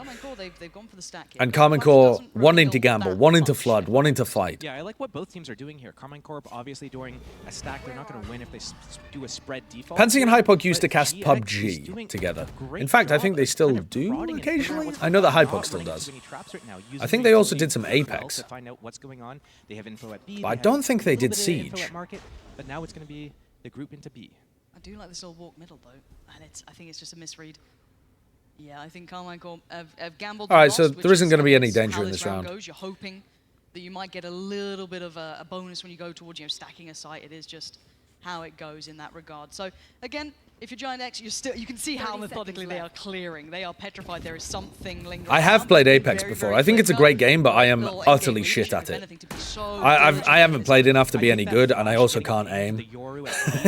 So it's a great game, though. I think Rainbow Six is also a fantastic game, but it just requires so much knowledge about the fucking nerdiest shit. The crazy nerd angles and the, like, kill holes and stuff. I don't know. It's actually... It's an eco round at the end of the day, and way too wild for me. Orbs over to GiantX, because if they do that, Reach getting close to the ulti, that's going to be painful going into like a round 3 type of situation if he's able to get any kills or the spike plant. Well, let's see if he gets that chance here. Not much to lose and all to gain. So I have no idea what the ownership is like with the Giants XL collaborations. Yeah, lovely. Yeah. And that's nice. So you're going to picking up 2 there, Cloud kind of stole a lot of those kills. I would prefer to get Fatinho's ult online. But are they close to the breach ult? Do they have it? And not only do you have options, but now Karmine Corp has to think about... Oh shit, they have it. Okay, wait, my bad then, my bad. I didn't realize that Cloud had actually got the breach ult online. Do we have to prepare for this like really fast play, or are we gonna like think about playing a retake, or what's gonna happen here? How are they gonna beat out or manage that breach ult? So Karmine Corp are probably going to be playing offsite, playing to flood retake immediately after the breach ult, right? So now Giants have to think about where they're going to be positioned and how they play the beginning of these rounds. One way over towards B main, as Karmine Corp threatened that they could be fighting over that. Fairly aggressive lurk actually from Nuki. Nuki taking a fight against Shin. That forces a teleport from Martin over towards screens as well. So Nuki's pulled a player towards A. This is really aggro from Nuki alone. If they fight Nuki, Giants need to be prepped to react fast B. Yeah, I don't like this. I think it's just too much while you're on your own. You can already see Karmine Corp looking a little flustered in this one. Trying to dash across. Fatinho going to... Not huge on this round from Giants. They might still be able to recover it with the breach ult. Which side do they choose? I mean, it's 2 either side. They also kind of want to save yeah, they can definitely a rifle, see what they can get, see if they can because Fatinho forced. But here the gem spot sees him. Magnum knowing that the Beheaven player was there. Do they pull a third? Is it worth sacrificing the Sentinel for Karmine Corp's comp? Or does he still commit? Well, there is that chance. I think you're thinking about it wrong. Maybe you should make the comparison to the meta comp of last year, which was double duelist, Sky, double controller. This archetype of composition has been used before, just with very different agents. It's going to be a 3 versus 4 retake, and the breach ulti is in play. 10 seconds. Yeah, 10 seconds. So you've got to be a little bit careful with your timing here, but it shouldn't be a bigger problem because of how passively Karmine Corp is sitting to play safe. So the plant's so they've managed to get in onto B by slowly working the map. I'm looking at Hoodie right now. Here comes the breach ult. Here comes the breach ult. I think they're considering something, but it is too close. It's mostly through heaven. No, they're not going for it. Dude, I would have loved a breach ult into CT there. They're going to double fight onto Thomasy. What?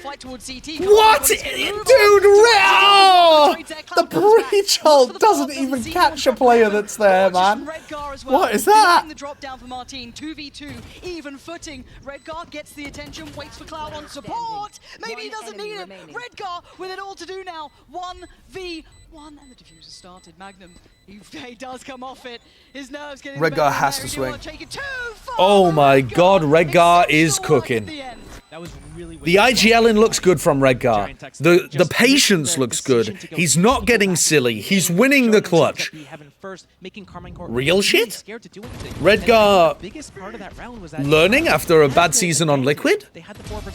Redemption for Redgar? They gave too much space, and that allowed GiantX to be able to reposition around, get the... I was a bit worried when that breach ult was so dodgy into spawn, but Thomasy was only able to pick up one of them. Off the gas if they want to be able to hold control over the map or the rounds or the game. Yeah, and I guess if we do talk bigger picture, obviously if we're talking through expectations, we know the talent on this Karmine Core roster is exceptional. We know these... Thus far, Karmine Core haven't actually been in position to figure out where Giant are finishing and then get a Flood retake going. And I think that's the big problem. They've maintained a core of very talented players.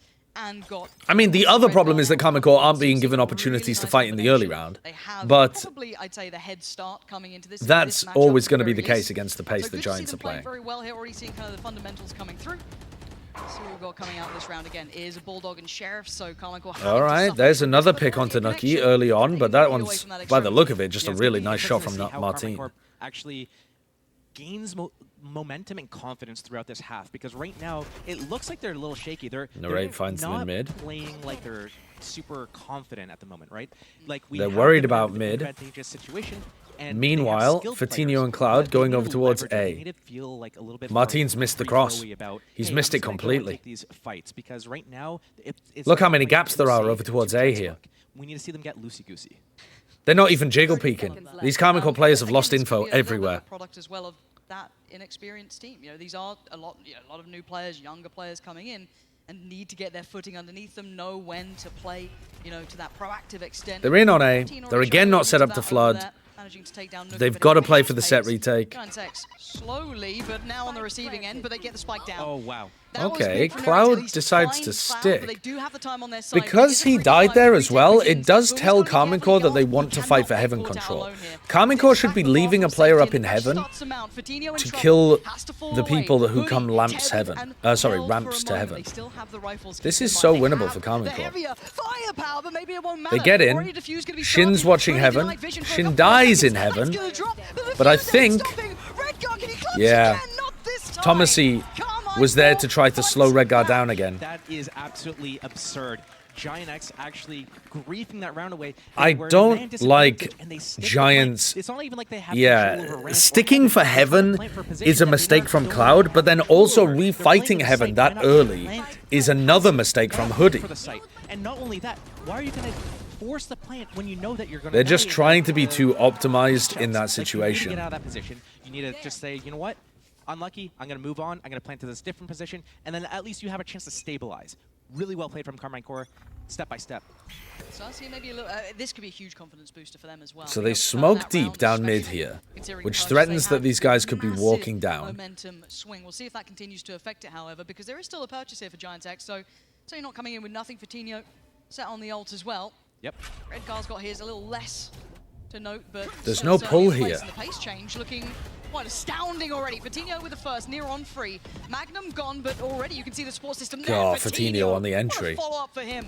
Nate's gone down and they're down to 3. This is a problem for Karmine Core. All right, now the flood comes through. Fatinho again picks another 2 off.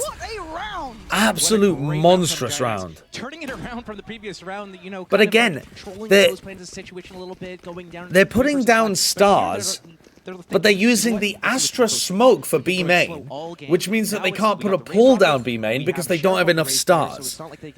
So instead of using the Omen smoke for B main, having a pull to stop the Raze ult coming through, the Raze rocket has nothing to deny it. And the rest was just easy peasy. They don't even get the timing off for like a paranoia or something. And Giants are just in. Instantly ripped away. And here again, look at the pace change. Instantly, GiantX shifting away from that high tempo, sitting way more. Disappointing beginning here from Karmine Core. On this lesser purchase, so we'll see if that actually pays dividends. And one of the things to point I think it's a great read from Giants playing at this kind of pace, but even the simpler stuff, like just how their defensive setups look, is missing. or A little bit of info gain there in B main. That's going to start, it should start to pull people over from Karmine Core. You've got to gamble in a round like this. Just got them at the end of the last round, so it's a really bad situation to be in because it looks like they were trying to fight the choke point and see if they could trade out the Raze as they ulted, but instead, Narrate just got overwhelmed. Yeah. See if that frustration actually comes through. Again, we're seeing that kind of mid-crunch. Oh, silly play from Redgar! Silly play! Our first silly play of the day! This is on an anti-eco, by the way. He's stuck the ult into spawn on an anti-eco, and they've got themselves stuck in vents. They're dying in vents to the Raze ult while Redgar is sat in spawn. Oh, silly champ. Oh, he did the Redgar thing. Paramount here. Nuki wants to try and dig him out of it. The spike is down there. They have to go for this. Oh, it's just diabolically shite. It's Redgar in a 1v2. Go on, break that one down, Steel. Break that one down. And another thrifty for KC. The 2 rounds that they have are off the back of Narrate, actually. It's off the back of a thrifty and on the back of Narrate. And I think it's going to be really good if he's... Oh, I thought Steel was about to go hard in the paint about how dumb that was. But he's just bigging up Narrate. So if he's able to get confidence in the... I mean, Narrate ulted while they were trapped in vents after they tried to explode through mid, assuming they would go back to deal with Redgar. It's like actual 2001 Summon FC level call. That's an awful attack side game plan from Giants. Oh, EVS pushing their audio live. Different approach here, GiantX. Very straightforward, straight through towards much quicker pace in terms of the map control from Giants. Noting this in the last couple of rounds, but Karmine Core will need to respond here. Lose a bad round. Nuki's alone again. Nuki's alone again. This isn't good. This isn't good, but he's been given a free kill. That's big information on both sides, but speaking of information, Martin's going to see... Where is Nuki going? Martin! We wanted individual impact. We might have just had it. Nuki, what can you do about this one? Sit back and watch if anything. What the fuck was that spray down? For Karmine Core. That's like prime Nats. Matters into their own hands. That was a huge, massive play. Really smart play to get in the back lines there and line them all up. Really bad post plant setup though again from Giants. Okay, let's watch this replay and then I'll tell you. They're gonna get the info, but they're just God damn with the cosmic divide, dude. That was really well That's a set play. That is a set play.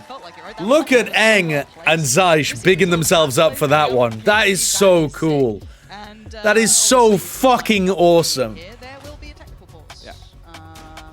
Going for the Yoru ult in, using the pocket to blend the noise, and then swinging out and Martin hits the quad spray down. That is so fucking good. Okay, but... let me just mute for a second and explain why that was a bit troll from GiantX as well. They went for the A Heaven take into the site, right? And they plant in a spot where you still want to be playing some people off site. You still want some pressure over towards ramp. The only player that was playing up in Heaven was Nuki. Nuki was lucky himself to even be able to get 1 kill out in that situation because he was getting pinched from both sides and he just found a lucky timing onto the Omen player, Thomasy. But they had nobody playing off-site at all. They had 4 players all on-site. Their post plants didn't have anyone hell, nobody towards ramp, only Nuki playing off-site, and once he got the kill, he had to sprint towards B. Even if Karmine Core didn't have a ridiculously awesome set play cooked up for that retake, Giants' post plant positioning was already Papega. Like, you know, Team Heretics, they're looking not too great, not too confident, but then they get their first round win, 5 rounds in, and then slowly but a couple trolled rounds from Giants. Generally good gameplay from Giants, though. Like very similar here, the slower rounds look better from them. Winning rounds, it's off the back of thrifties, and then suddenly we're going to see GiantX probably being like, are they running double smokes? Yeah. Only problem is, how do they do that play again? True, they can't do that play again, but I don't think they need to do that play again if Giants are misplaying the post plants like that. Remember, Giants on A have misplayed the post plant by sticking into a raise nade and then trying to fight ramp too early, and then they've just misplayed the A post plant again by having 4 on site and a Cypher lurk who can't actually influence the round. So, within the first, like, 7 rounds, even without that incredible set play from Karmine Core, I think they can still win these A retakes. For sure. Yampi apologized? Surely he was just baiting though, wasn't he? So going back into it, it's like Carmichael actually dropping the Dude, brakes potentially. Twitter is the worst if I'm honest, fucking... It is actually their timeout. I wouldn't be surprised if it was GiantX at this point. It could be. Because you're not allowed to talk. What is this? Most people are. Is this just another meme apology? I don't understand. Yeah, no, I think I'm missing a meme. Hello, my dear Spanish friends and fans. I'm sorry for my last tweet. As many of you know, I'm a comedian and love to joke. This pressureless drinking monster joke is an old CSGO meme. There's nothing to take away from Heretic's incredible performance. Since many of you didn't know the meme, I apologize.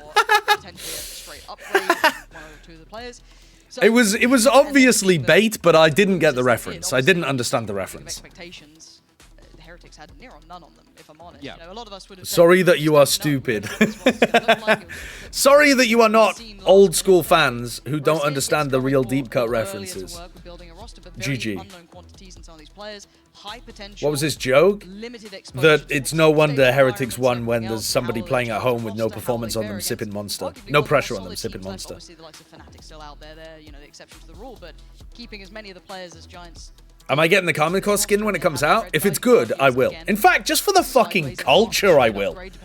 For the fucking culture, I'ma cop that. So it is quite interesting to see those potential elements of maybe not upsets. I don't want to call it an upset. They come out tomorrow? Don't know much, but if you're looking, they come out on the 22nd, don't they? Roster that's been around, you know, experience under the belt. Could you please turn off your camera and mic? My daughter's afraid of you. Just did as well. Boom! Jump scare. The cracks being exploited a little bit, or at least the potential being shown from Carmichael. It's the 21st? Oh, right, Yeah, okay. Honestly, I thought it was the when you're playing 22nd. a game like Valorant where there's so much that you can do in terms of utility. When is Kumato buying you a Carmichael jersey? That's what I'm saying. That's what I'm saying. Just like the ability to synergize certain comps together. You added a new and then emote, also see Cinema. what is on the sky. It's not coming up on my thing. Maybe that affected their game plan All right. a little bit. All right, so we had a bit of a pause there, but now we're back into the game. Martine's picked up the operator. Let's see if they can make anything out of this one. We are just coming out of the timeout now. Yoru Op can be fairly difficult to punish, unless your spacing is really tight. How well does Martine sit with this? He is going to be up against an interesting purchase, a bit of, you know, a jumble sale, really. One rifle. Nuki's playing alone with the rifle. That doesn't seem like the best way to get value out of it. But Nuki has been able to get off some, like, aggro lurks towards A. I think Nuki can aggro lurk as long as the rest of his team is causing a distraction for him. Tomasi already dealing a whole lot of damage. Vitinho down on 1 HP. Martine. I think the operators was also going to be amazing for Martine because Giants are doing a lot of contacting around the map. They're going to have to wait around if they want to use these ultis because they're not going to be... It's just, you can't use at this situation. But why is their only main rifle towards A, and why is the main action first towards B? Like, they need to leverage this Vandal way harder than they are. And it looks like I agree with Steele's analysis here. Right now. I think that Nuki Nuki needed to go for an aggressive lurk off some B-split pressure if they wanted to make use of the Vandal. There's going to be gaps, and you have to just realize, like, okay, we're playing with a gap. We're going to play the retake. That's fine. We already have the man advantage. Who cares? So it's going to be interesting to see if Nuki can win a 1v1 against somebody on site. where he's going to be able to do something. All right. The two duelists are not here. They don't have the ability to flood defend. Martine's going to be retaking with an off. They're planting for heaven again. They're planting for heaven again. They're not going to get punished for it this time, but if... Don't fight ramp early. God, they're fighting ramp so fucking early, man. So early. You want to kind of find the timing for when Karmiko commits to the retake, and then you fight ramp. Like now. Now is a good time to go ramp. Hoodie and Nuki have found the right timing. Redgar's just trying to dominate the smoke. I think that that's a sensible way of playing. It's only Nuki, and he gets caught. Really good protocol by Karmiko to leave players up in heaven waiting for that ramp repush. Nicely done. Yeah, this retake walked good retake protocols. Previous round where we saw at B, they had the 4 versus 3 advantage, and then they gave way too much space. But this time, I don't know if it was like Carmine Core, like they did enter together. They were doing. Will you ever stream on YouTube simultaneously? I was thinking about doing that actually, but I've seen a lot of people doing it, and the viewership on YouTube is always really low. And I think it splits the audience and fragments the community. So I'm not sure about it. I'm not sure about it. I'm still trying to make up my mind. How long do you stand there? Does eventually dip away. pretty much everything known now, noting the operator very early on the sequence. The thing is as well, I would stream to my VODs channel. I wouldn't even stream to my main channel. Very swift plant this time, but still no heaven control. Potentially a late fight. The Carmine Core. Or maybe I would do it on my main channel and just not have a VODs channel. I don't know. I'd have to think about it. Alright, Redgar finds a pick early on. Previous to now. But again, the same kind of battle here over ramp control is going to be really important. This time, though, they kill all the Carmine Core players up in heaven. So now this is a very different dynamic in the round. Wow. Cloud hits Martin. Alright, this time, the big difference being, the Carmine Core players couldn't hold on in heaven. Pattern from GiantX. Lose a bad round, let's do a rush. Lose a bad round, let's do a Where rush. am I streaming from? Inside the streamer room in, maybe they do something a little bit early to take established control. The Riot Arena. It's very, I don't know, Yoru up, he had the ulti, they just gave up so much space. And The breach shot makes a huge difference there with their ability to fight over heaven early on and establish presence. What the fuck font is that? He has to back off. I swear Redgar was playing in a different font there. They're throwing everything at him. He has to back out. They didn't even stop to clear the site. They just go straight for the plant. Yeah, straight on in. Tomasi going to be forced away very early on this round. Already going to be forced to be a little bit more Cyrillic? Yeah, but all of the Latin characters were in a different font. Kind of dabbles towards sight from GiantX and then not committing behind it. This time it does look a little bit more committed. The deeper flash going to be trying to set up Fatinho in towards new box, waiting for his team to backfill before he decides to go in. The flood from Narrate, he picks up his nice read on the teleport away as well. Nice read. Good flood defending from Narrate there. And that's how Carmine Core want to play the B retakes. They don't want set retakes happening here. They want to be able to flood defend. And I think in order to stop the flood defend, Giants need to be splitting B. They need to be splitting B and A, actually. They need to be gaining control of B heaven and A heaven in order to counter what Carmine Core are doing. There's no really plus sides, because he's probably not going to get his ulti again this half, unless he somehow miraculously gets the plant and gets all 3 enemies here. Yeah, no small Russian makes most of the stuff slender, caps, and bigger numbers. Well, he's going to get one, and Huh. obviously he doesn't know that he actually has I wonder quite why. a great deal of time to play with, so I wonder how conservatively he's going to play this himself. They were Yeah, Carmine Core's raises Narrate. because they do still have If Narrate pops off in EMEA, and Governor and Ban are popping off in Pacific, America's is just exporting oh my god, that's fucking disgusting. Wait, there's no way Cloud's winning this. Magnum trying to close down the distance. He's running him down, trying to catch. Please no. Very good decision by Magnum. Very good decision. Pulling out the shorty to capitalize on the fact that he was only 7 health. Holy shit. Really well played, though, from Cloud. Getting that lineup with the stun was really important there. Honestly, like, Fade had a Prowler, but there's so many places that can clear. They're all moving together because they want Yo, Morty, thank you for the 14 months. Who said Ban was popping off? He was popping off in the first game. I didn't watch him in the second. Luckily, 7 HP at the end there with a... Rossi as well? Oh, yeah, Rossi. Of course. It does seem as though Please unlock the door so I can come in, Wilkinson. Oh, fuck. and I'm just so happy we're seeing such a game out of these. I was a little bit worried that if Carmine Core did get off to that poor start, they could have suffered a little bit here. Especially if I'm not mistaken, this was their map choice. Yeah, it was. So I'd hate to see them suffering how's it going? on. Are you planning to still do Planchester? I just want to set it up so it's Right, okay. Absolute pain. But genuinely, seeing Carmine Core kind of stabilize, this is excellent signs. By the point of the mid game, I mean, look at the... We got a little backdrop of Kurt plugging away at his production tasks over there. You know, looking solid with his blue jeans. Worried, I'm not loving what I'm seeing now. They've hit a bit of a brick wall. They haven't found a solution yet to what's going on. So, what is this timeout? Whose timeout is this? See what they do, choose to is it a tech? Because if they follow that pattern, it's going to be maybe something that could be abused later on, like a little telt that Redgar has. But we also see that he's got his ulti in play. So do we get Platchat this week? I don't think so. We wanted to do it today, but I don't think we're going to have time to be able to do it. Or rather, we don't have people to be able to do it. Playing together, really. Like, they're not trying to do too much, so they're not trying to hold both sites. They have a decent spread to get info, but then they're moving Thoughts around on the really new well. subs So if pricing they're for ahead of the Twitch? hit, then they try to fight it. Specifically good for me, because the thing that GiantX needs to do here, if they want to start picking up more, they reduced the ability, or like they made it easier to get the 70-30 split, or a 60-40 split, which will actually end up in me making more money if I hit those numbers compared to what I would lose from Prime subs, but pretty much worse for everybody else, better for Twitch though. Steppy, thanks for the Prime, and Pranav, thanks for the 22 months as well. But that's where Narrate got the rocket kill. Yeah, I hope you're having a good day too. There's some great Valorant if you ever have time to watch it. Overextend. It's just a fine line. Doug and Bala are casting Americas. I think they're coming in this week to cast Luna Kevin. Not too active.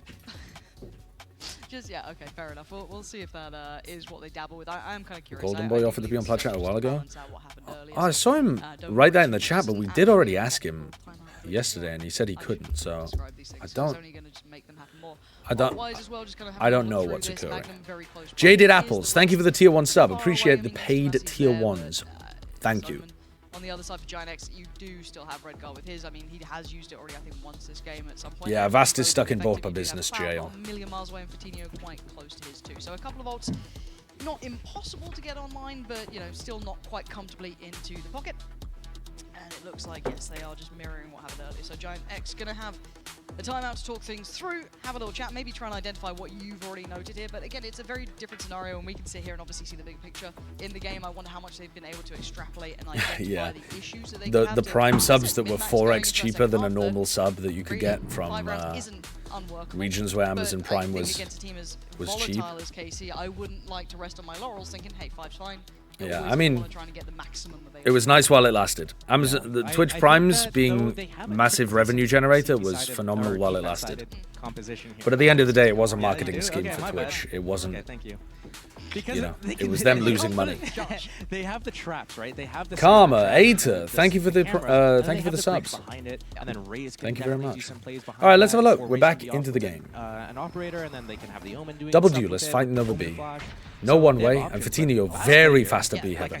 This is where I'd like to see them pause, though. This is where I'd like to see them pause. Fatinho taking a massive amount of space away, right? Like this is good. Okay. Nice pause from GiantX. They wait to see what the reaction is. Redgar can't stick that. Martin baited out into reclearing through B main. Now they can actually commit to the B ult. Now that they hear the Yoru TP away, now they can commit. Really good stutter step kind of push into B. Oh, but they've missed Narrate. They've missed Narrate. Honestly, filthy to watch. This guy is they're so confused. Big flash from Martin again. Hoodie's got one, but Martin gets another. I really like the way that Giant set this up, but Karmencore were just so comfortable to walk back in. If Cloud wins one and then gets the plant, he has ult. This is so winnable for Cloud. Shin and Thomasy have got to be careful here. 30 seconds left. Average Valorant enthusiast, thank you for the 9 months. It's a double push. Oh, good. Well done. Well done.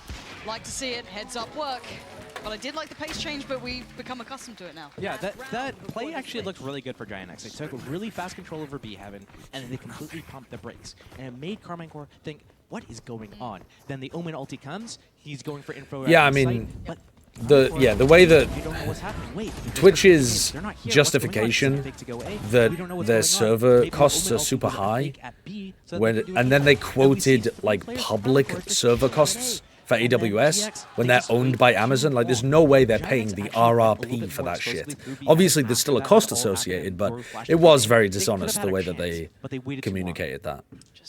But it's still an extremely expensive business that doesn't have very good advertising and ability to recoup its losses. You're going to see a little bit of information back and forth between these two. Once again, it's Nuki with that rifle. We didn't really see it come into effect last time around. It kind of fell by the wayside. We're hoping to see a little bit more here. Pop flash and the follow-up, but it got turned by one team, but it gets taken down. That's a rifle recovered. The double blast pack. They blast packed both of them forwards. Martin just got whacked. Around the corner, maybe the third going CT.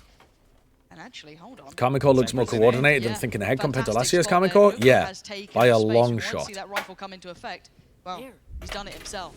All of that space is so that drawing on the minimap that Steel just did, That's the kind of thing that we've implemented for Americas, but our Americas one, because we're using a mouse, is so jaggedy and shit. They've come back up. What is going on there? The spike just almost. So we're trying to turn it into a finger thing so that we can do nice drawing on the map like Steel just did. Please get over here, get that spike down, Redgar. That's a shot. On narrate. Okay. Yeah, Shin's like, I don't know what's happened, boys. Very competitive game so far. I feel like Giants could have got out to a much bigger lead, to be honest, in this game. It's all up in the air. But they threw away some rounds with some silly plays. Overall, I think Karma Core should have been finding it a little more difficult to win rounds because Giants have a very good composition to stop them. But at 6-6 represents, I think, pretty fairly how close this has been. I actually really like that approach from GiantX. I wish I saw that earlier from them in the half. We saw 2 different rounds where Nuki had one round, his team's on eco, but he is the Vandal. He's not active at all. I work internal to Amazon. We budget and pay full price for AWS. Don't know what he's doing. Why? And there's another round. It was one of the that doesn't make any 4 sense. Rounds, maybe it was like round 3 or something, where he's actually moving up a ramp and taking a duel in heaven before his team's actually done anything, found info about, you know, what the defender setup is. You're just robbing Peter to pay Paul. What's going on? And Nuki's just up in A. He needs to wait for his team to take contact. But this round, we see them moving up B, or through middle, into B heaven, getting the info, getting the space, pulling the reaction, pulling the rotations, and then Nuki's able to walk into free A site, call all of his team back. Then there's some shenanigans. Just a tax dodge writing off the operating costs? What's going on there? But yeah, we're going into the second half. Either way you slice it, it doesn't make sense to cite the RRP as the reason that your company's costs are so high, because you're still just paying the parent company. The money's not going external to the company, right? So it really is just the running costs. But if Amazon wants the company to be able to be profitable and give money back to Daddy Amazon for the server costs, that's a bit of a silly way, I think, of justifying things internally. He's still ready. He still has that stun out. Ray's got the A info. Yeah, this is a little bizarre, isn't it? Well, Breach has full abilities right now, so what they're going to do is, if it is a B hit, he's got his stun, he's got... Yeah, they're so happy to play retake B. He can clear out so many different areas. He's not... That's their game plan right now, is come into mid, come into A, we win. Go into B, we have to play the retake, it's unlucky. You have to take a risk, though, on pistol, because you can't do a spread default. You're just going to lose by the numbers advantage. Look at this timing from Redgar and Cloud. This actually is weird, because now Cloud's full Breach utility is not coming from B heaven.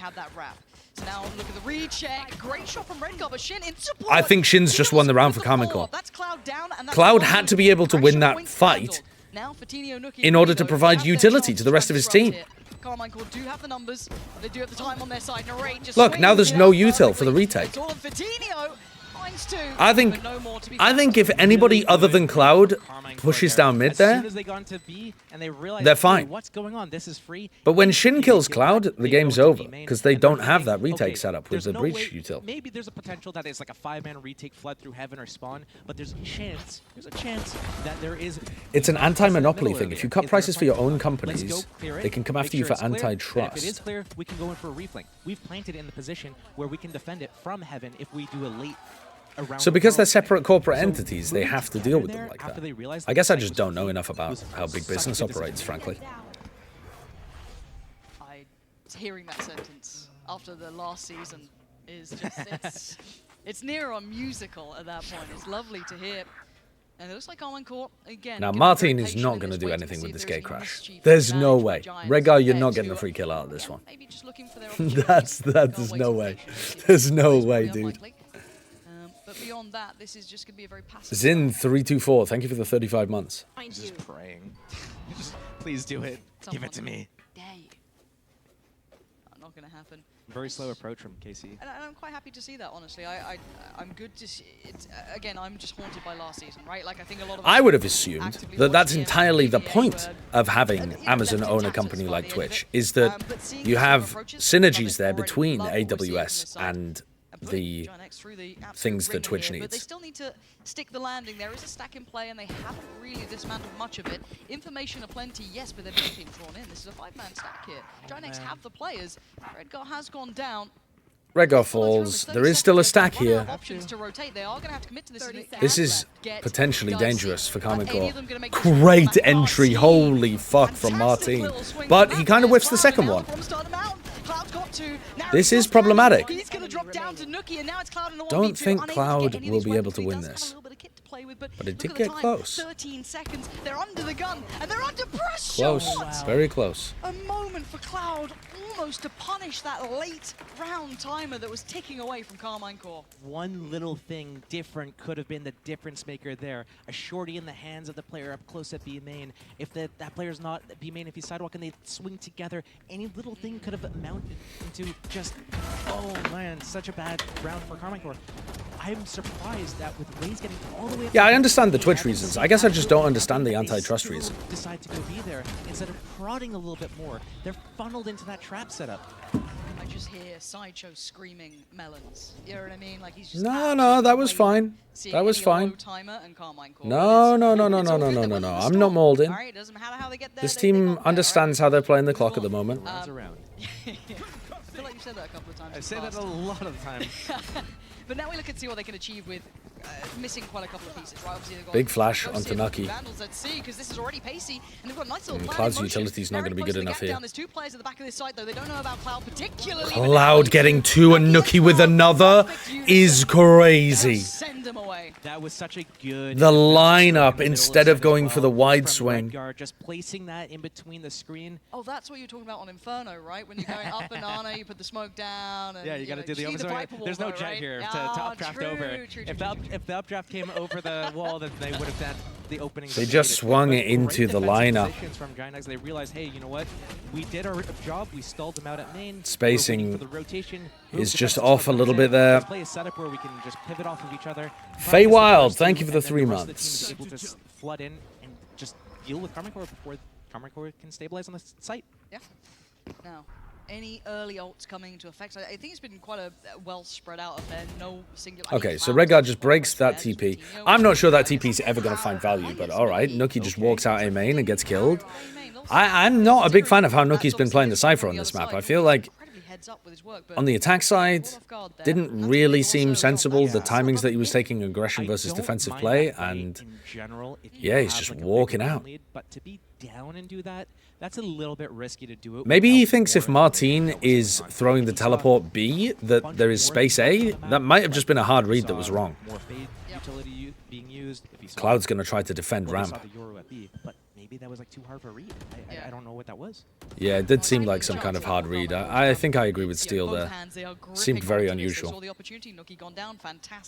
Yeah, the observers set the abilities to EMEA last year as well. It's quite a nice, cool thing. Yes, does have kit to play with, but no first steps here. They've kind of not taken towards having control. They've taken what's been given to them, which was that good post-plant positions here by KC. Love this little high-low setup. Super good. Super good from Karmine Corp. The round basically on a platter to themselves. Very disciplined. Love to see it. Ramp was just stunning. Yeah, I've been really impressed with Karmine Corp's post-plant situations. Just like the positioning that they've had in these setups where they're playing high-low off of each other. They have the triangle setups where they're able to pivot off of each other. They've done a really good job of that. Redgar saved his weapon. The others can all buy, so this is still going to be a rifle round. And not just like, we talked about their individuals, how skilled they are individually. But now we're seeing cohesion on top of that. We're seeing them play off of each other, with each other. Yeah, really good. Really good. Is Heretics impressive in any way? Yeah, I mean, they just beat FUT. They were fairly impressive. On an individual level, they were outclassing FUT. Boo had a monster performance. Miniboo had some big rounds. Benji had a couple of big moments, especially on the second map. Alright, so they have ults and util to retake B. They fake like they're taking B main control. They're going to walk and try to pop market here. Look at this. They've got a stun, a paranoia, and a flash. Flash, stun. They decide not to use the paranoia this time from Redgar. And now they're playing retake A. There's a kill trip here for Nucky to play off. They know something's up. They got info early. But they still have full breach utility for this retake. Now this time, because Karmine Corp played so heavy in this area of the map, on their post plant, this is where I would expect the breach ult to be focused. But instead, they're coming around this way. Alright, well, yeah, that's another option. Try to go retake from screens and just smoke this off. And they're going to need to start making their way in, but already they're being denied. Woody down to 1 HP. Cloud Court, Carmine Core, Magnum spraying them down. Giants weren't able to get in. I think they should have gone the opposite way there. I think they should have tried to breach ult to take control of ramp. They have good calls, they have good individuals. Very good post-plant setups from Carmine Core here. They have good ability, synergy, everything they're doing is... And they're confident enough to flood through the smokes. We saw this on the defense side as well for them, but they are really confident pushing through the smokes because they've got aggressive rookie players. They look like an actual team right now. Like a really good, well-cohesive, well-gelled team. And a lot of credit in my mind as well will go to the coaching staff in that regard. Seize nade at the start of the round to see if you can pick off any Giants players looking for a cheeky eco pick on B. I am liking this look from Carmine Core. I'm putting a lot towards the coaches in that regard. It's going to be... I don't know if they're going to use their ultis here. They do have Fade ult, they do have Rocket. Do you save it? Do you need it? Probably save it unless you need it. The Rocket from the defenders, though, that's definitely going to come out into play. Flash into mid doesn't see anything. Use that if they shouldn't start. Fleeced. Thank you for the 13 months. If there's any early kills from the defenders, saying remember to register to vote if you haven't already. Right now, good reminder for presumably the Americans in the chat. That's going to be very scary for them. Yeah. Dog doesn't see anyone. I don't think it saw them. Was Heretics good or FUT just bad? FUT were definitely having a rough day and had some terrible calls on defense. But Heretics individually, I think, were popping.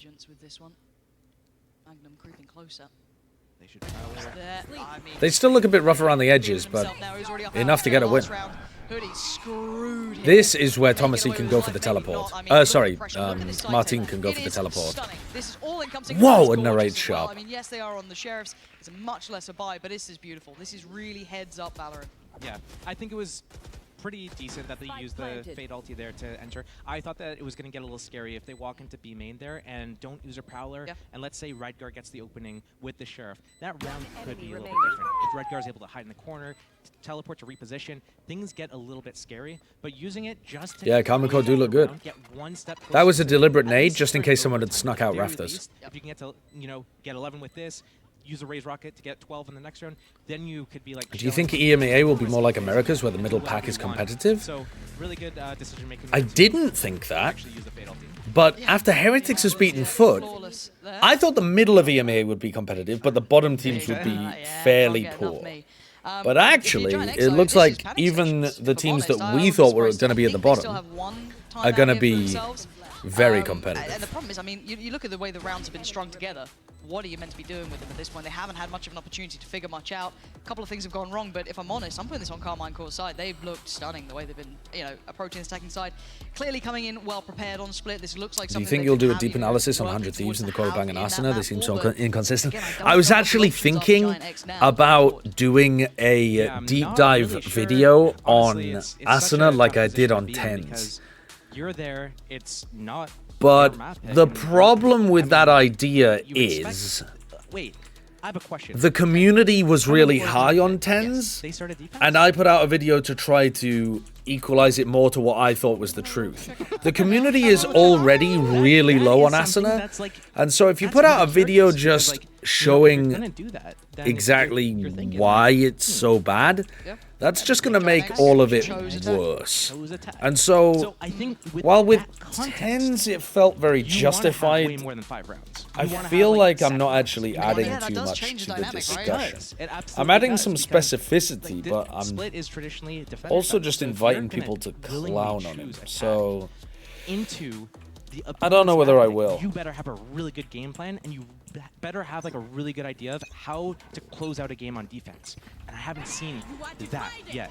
And look at this pace. Look at this. It's from the absolute rip. And another... The other thing that I was thinking about doing... Oh, Naric's found Redgar! far. Hoodie does find Tomasi, who was the one to be Fatinho's ult did nothing.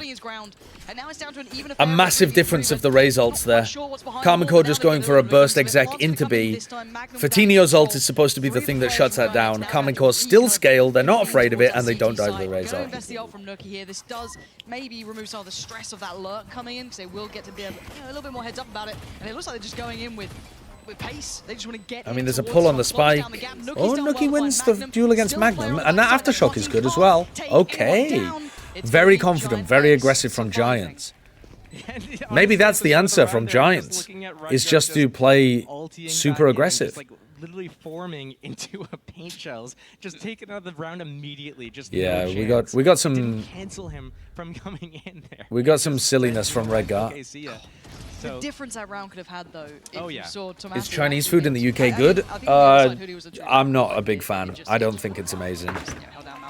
Indian food in the UK is amazing, but I haven't had great Chinese food in quite a while. First half, I've had great Malaysian food and Thai food. Another little pocket piece that Karmine Corp trying to work out, but it looks like GiantX kind of on the case, a little bit more heads up this time, not falling for the same old tricks. Ult-wise, we started to see them sit a little bit more with GiantX. All right, big exec, straight up B heaven with the pull. Huddy's there on and off angle, ready to collect. It definitely feels like Giants have decided to step up and fight them a bit more, rather than giving them space. Sometimes I'm right. Sometimes you're right. Sometimes. Rarely. Tomasi didn't have a chance to play the round. Another pause in the round as they take B heaven control, letting the round simmer a little bit. The flash actually didn't even land onto all the rotations looking like the player tucked they there. don't have to overreact. You still have Nuki sat with his utility in play. He kind of keep control of A quite nicely, but he does have the support system with Cloud still there. But it puts Redgar's on a lot top plate of for the two players in box. site. What an angle. Paranoia, I think, actually did catch just a second. TP taken. Redgar back at the site now. This puts Fatinho on a platter. Good shot by Magnum. Fatinho had no idea that he dropped into hell. And Redgar's going to back. This is a nice position for the teleport. This is a nice position for the teleport. I feel like reconnecting with the rest of the team is the most standard idea there, but I don't think you expect Redgar to be B main right now. Jetpat, thank you for the prime. Alright, so now Shin's gone down. Two players up in B heaven. Nuki gets one. Now they don't know where Redgar is. This is really difficult for Tomasi to play. Redgar, bro. You know where Tomasi is. Your team just died to Tomasi. Oh, the spray. He caught him, but he didn't kill him. 36 He just on shot, one side, so he knows he's off it. On the other, this is so close. A tap on the spike. He's trying to. Oh, does Redgar have time? He does. He's got time. What a clutch from Redgar. I think he was pretty close to losing that one because he didn't really react very well off the back of knowing that Tomasi was in heaven. I think he was trying to be a bit too quiet, trying to threaten a bit too much that he could be in a different spot. But yeah, he ended up getting it down there in the end. Solution here in these last couple of rounds. They have found some solution. I like the pace. I like it when both teams. It definitely feels like Giants are willing to fight Karmine Corp a bit more now. And letting the round develop a little bit. We saw Karmine Corp was actually down, they were at a man disadvantage, and they slowly just crept down the rope, got into hell, waited for someone to make a mistake. Giants. Tomasi's doing this teleport at the start of the round, like a teleport backwards that makes it sound like they're taking B main control. Down to the wire. And then Karmine Corp are taking mid for free. The Giants are fighting them here, though. Let his teammates take first contact, and then he starts. Yeah, he needs to let someone on the map die. Yeah, give him the chance to play that position as best he can, right? But it feels. I think Contra Thieves are going in the right direction, but I think that there's still some major problems. I can talk about it a bit in the map break. Seeing much better overall after what was a bit of a drought. No information on the flash. GiantX and Nuki is afraid of giving up a first blood again, so he's playing in the back of the site here, and Karmine Corp is trying to bait something out. Like, come, peek us, push into us, reclear something, give us an opening into this. Right now, they're just massaging around, letting something develop. I'm looking at Narrate though. Look at this. Look at the space that Narrate's just got. They could just pump the brakes. They could just show a little bit of presence somewhere and try and see if they get in a great position. Oh, Magnum wins the duel against Hoodie, makes it feel like it's a reacting to B. Now Narrate's going to be able to pick up the rotators. But they're actually still going to go with this one. Yeah, no chance. Cloud had no idea that was open. Nuki, oh! Narrate should not have got the second there. Oh my god. Narrate's popping. The slip through is going to be what color is it? Red, white, and blue. Holy shit. Is not for them anymore. Really well played there. The Americans and the French collaborating together again. B heaven, I was nervous for a second because Yoru's going up ropes, throwing flashes into A heaven. What's that going to do? It's going to pull them from B, and they're going to try maybe catch Narrate in the back. But then he's like, wait, you know what? Sick round by Carmichael, though. Sick round. Uses ultimate towards B, and they get all of that space because Giants don't fight for B heaven. Everyone knows you run faster with a knife out. So that's able to open the round for Narrate, and then they're able to audible back to A. That is a prime example of just like the 1-3-1, spread default, take the map control, and then just see what you can get. Don't overly commit into anything. Prod a little bit, see what space you can get. You get the space, you make the plan, and you do a little bit of push and pull there. Yeah, Kamiko calling really nicely. I think Magnum's been very impressive because his rifling's been super sharp. He got a kill onto Fatinho that was really important on B. In this round, he got a kill in B Heaven that was really key, and he's calling a nice game. Presence, whatever it is, it's just beautiful to see. And again, be able to slip the net like this, it's just oof, be like, oof, yeah, thank you for the prime. I mean, that's beyond expectation, the fact that he got Nuki as well, but... Yeah, Narrate coming in French. Magnum had to learn French as well. Thomasy also had to learn French. And Martin also had to learn French. Yeah, they're all coming in French, though. Not a perfect purchase, though, for GiantX. Yeah, GiantX is trying to punish the fast mid to B. Heaven play from the Rays with the breach. Seriously? To stun, Sky in a position to flash, and they're ready to fight together. Bon? But it's not going to come. Oh, c'est vrai. It's going to go A, and it's going to be Cypher all on his lonesome. They need to have a defensive smoke, but Redgar's not in a position. He's all the way over at B. He needs Sunny C, thank you for the 4 months. For the Cypher. Otherwise, it's all over. Well, let's see if it is all over. Nuki, how much can you do? A Bulldog to play with and 5 players coming your way. The support system is not there. He trying to anchor the site. Now, last time, Carmen Core faced into backside and ended up getting sprayed down by Nuki and Cloud. This time, what a swing by Thomasy. He does go down, though. Cloud takes 3 again. They can't get past Cloud here. Clutching up to 10 rounds. Barely, but my in a previous A hit, they triple swung backside and got sprayed down by Cloud and Nuki. And then in this round, they only sent Narrate into backside. And they couldn't trade out. They tried to get inside the smoke, the cage that's on site. Lost that fight. Oh boy.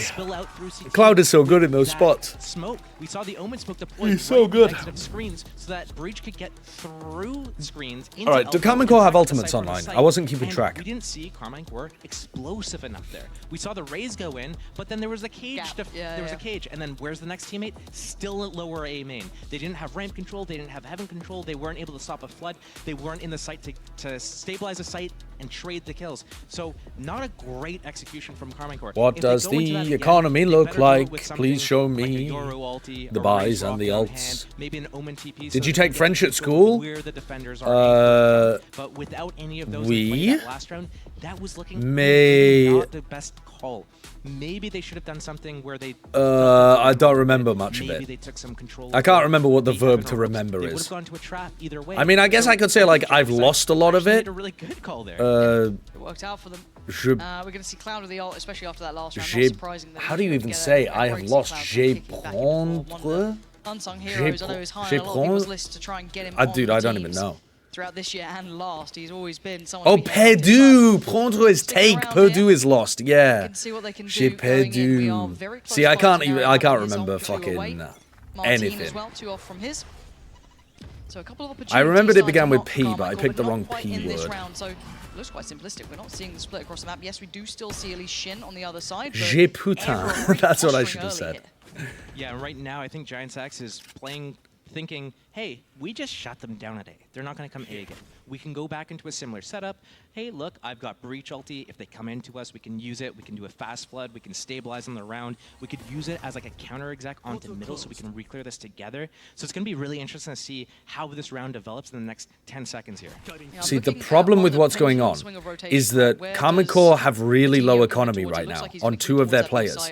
But they're about to get up to really big ultimates, yeah? So what that means is, well, I suppose the Omenol isn't a really big ultimate. But what that means is if Karmine Corp can keep a good economy for the next round, they're still actually going to be in a great spot. But if they full commit this round and end up having a broken buy for round 24, their ults aren't going to be as useful. I'm nervous for GiantX. So this is... This is tense. Obviously, Giants need to win. It could be a 5 versus 3 on B or 5 versus 2 on But B, also, no rotation they kind of need to least crush the 20 economy seconds. of Karmine Corp in order to put themselves in the best position to make overtime. Sweating themselves. But there's only 20 seconds left. This is the Melons moment, guys. This is the fucking Melons moment. We haven't had one yet, but you're trying to end A here before you've got rid of the trips, and there's a fucking breach out on the other side. You gotta save. You gotta save. This is the Melons moment of 2024. You need these guns, guys. You need the guns. You need the guns. No, devastation at the final hour. They had been playing the clock so nicely. Oh, you poor little melons. You poor little melons. Now 2 of your players are going to be on a broken bye when you have ultimates for the next. They're also still 1 away from Narrate's ultimate, so they don't even have the Raze ult to work with just yet. Okay, okay. I mean, what does the economy look like? Fuck me. They had so much space. A Spectre on Thomasy and a Bulldog on Shin. Maybe they do what Narrate did the previous round, where he was able to get all the way through B7 into spawn. Narrate needs this ult orb, I think. Wait, what are they cooking here? This would be sick to try to raise ult off this info, but they haven't taken B main control yet. What? What? Without any of the rest of your team supporting it? Oh, Redgar. Okay, Narrate did manage to pick up the ult orb though, and that's so important because it killed the player in B heaven. They've got the plant, and now you've got Nuki and Cloud, the heroes from the last round. 4. This is obscene. Still plenty of kit for Cloud, but he's It's Karmine Corp's to lose. Find the right moment to use it. There's still that mid control there. This allows all the eyes. Giants with full utility. Use some util, man. This could be the correct stun, aftershock, flash. Tries to make the run. Where's the flash? Magnum gets out with his life though. Readjust, reposition. Oh my god, Nuki's just sticking. He got pulled off. Oh, that's over. You can't win a 1v3 like this. How much can one man do? It's not Big performance from Karmine Corp. They're on the fucking board with map 1. They've redeemed themselves with the pick on split. Sick performance from Karmine Corp. God damn. They were aggressive, confident, hitting their shots. Magnum was calling a decent push and pull game on the attack side. They were so confident to find the timings against Giants. And they also got gifted a few rounds in the first half. If Giants had tightened up their game a little bit in the first half and just allowed Karmine Corp to push into them and had played with the more of the slow rounds, I think Giants would have won this game. Remember the round where Redgar teleported into spawn? Remember the rounds where they fought too early into A heaven? Remember the rounds where they had 4 people on site? Although admittedly that was a goated set play from the Cosmic Divide and the Yoru. There were definitely rounds that Giants misplayed that allowed Karmine Corp into this game in the first half. But Karmine Corp took advantage of all of those opportunities and fucking slammed the door shut in their face with that final round. Dude, this is a fun team to watch. This is a fun fucking team. What color is it? Blue. Blue. It's not some namby-pamby teal. It's blue, motherfucker. Hey guys. We will qualify to Madrid. Okay, calm down, French people. The French, take a deep breath. You haven't even won the game yet. You haven't even fucking won the game yet. Don't start thinking about invading Spain.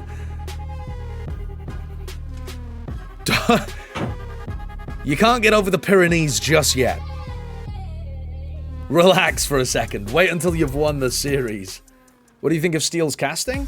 It's good to get an insight from how he thinks about the game. Yeah, it's fun.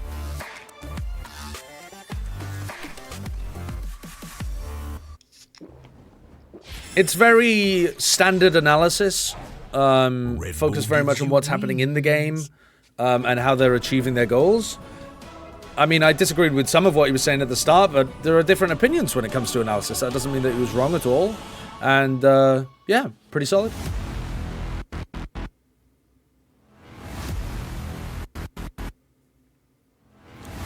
We'll see if he does more of it. I mean, I don't think he's going to be casting with Pansy full-time because Hypok's coming back, but, yeah. I don't think it's his first time casting either. Hasn't he been on TriCast or something in CSGO before?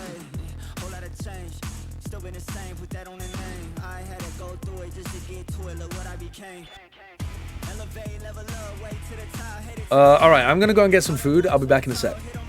Entertain yourselves. But don't entertain yourselves too much, because I've seen what you lot get up to, and it's not good. What is that mountain range between Spain and France? I think it's the Pyrenees, isn't it? Pyrenees nuts!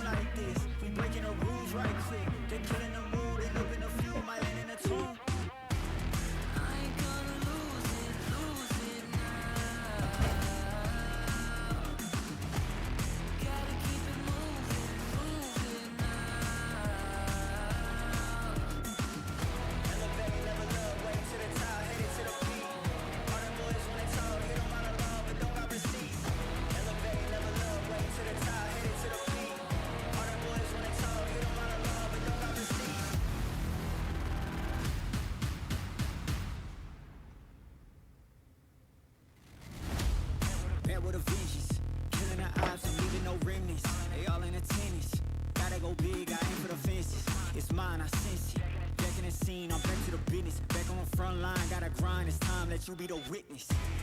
At the time, turn a repeat to a 3P, yeah. Got the franchise on me, you more like G League, yeah. 21st century, you all the way BC, yeah. Old boy been washed up, I'm nashed up, been TT, hey. Came out the womb like this, hit the pedal and room right quick. Gotta get it, we going up, way up, might land on the moon. Who step in the room like this? We breaking the rules right quick. They're killing the mood and up in a few, might land in a tomb.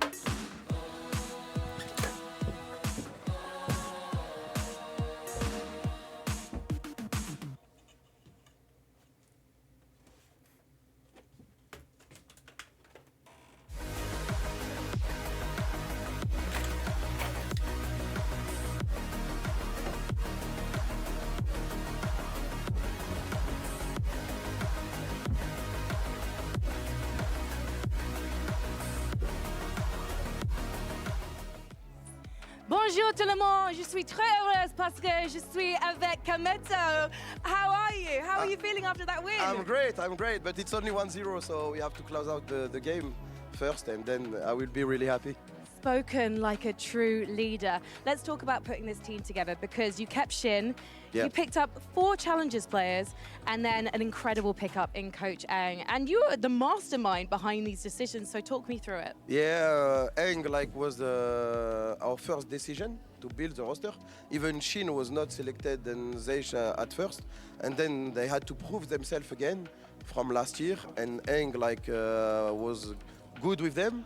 So then we did a lot of tryouts, and we came up with this roster, 3 duelists, and Eng the magician. So talk me through the 3 duelists thing. Eng says it's no problem, I've worked with 3 duelists before. For you, why did you want to pick up these guys? Because I trust Eng. So he told you these 3 will be fine. Yeah. We'll take them. No, It's we fine. had a lot of tryouts. Like the trials were very, very long. So really thought about it a long time, for months. And then when he was sure, I was sure. You know, he tells me, Kameto, we need these guys. Yes. When Eng speaks, you do have to listen. I believe we might be running out of time to speak to you. It's but, okay. But what will make your chat like me? What do I say to them? Wait. Allez, la Corp. Oh, go Okay. Carmine Corp. Yeah, go Carmine Corp in French. Allez les bleus! Allez les bleus! But also the other team, because I can't be biased because I work on the show. Yeah, it's okay, it's okay. So yeah, GiantX, yes. Allez les bleus, and let's head back to the analyst desk. Merci Let's beaucoup. go, thank you very much. Oh, Frankie, this is VCT EMEA. Of course you are can be allowed to be biased. biased. Allez le bleu, allez le bleu. They looked absolutely amazing after that map. I've got Kukuka and Ash with me once again, but I want to talk about the next one, Sunset. We've not seen it yet. We're going to get it on day 1. And Kukuka, after seeing what Pacifics did, what NA did, what's the meta like? What are we expecting? A lot of different things. I think especially coming from Pacific, I think that there is like a base for the map, or there is definitely what some people interpret to be the base of the map, you know, like having, for example, Omen. But then you have some people running the Viper and then the Harbor and then some Astra as well. There's been some Sage. There's been some different duelists. I think that people are still testing stuff, even Gecko. But I think that if I look at Giants, for example, knowing what they just did with Split being very, you know, traditional in their composition, I would go for the most tamed version of it and just having Cypher, Omen, Raze, Breach. Okay, I probably missed someone because I have very bad memory. What do you think? I mean, there's a lot of agents that you have to consider, right? I think overall, we did get to see a little bit of a preview of Sunset as well for Game Changers. So a lot of the double controller was being run within that scene in particular, but I feel like every region does end up developing its own meta for every single map. And I feel like all of these teams have absolutely been in the kitchen looking over towards Carmine Core.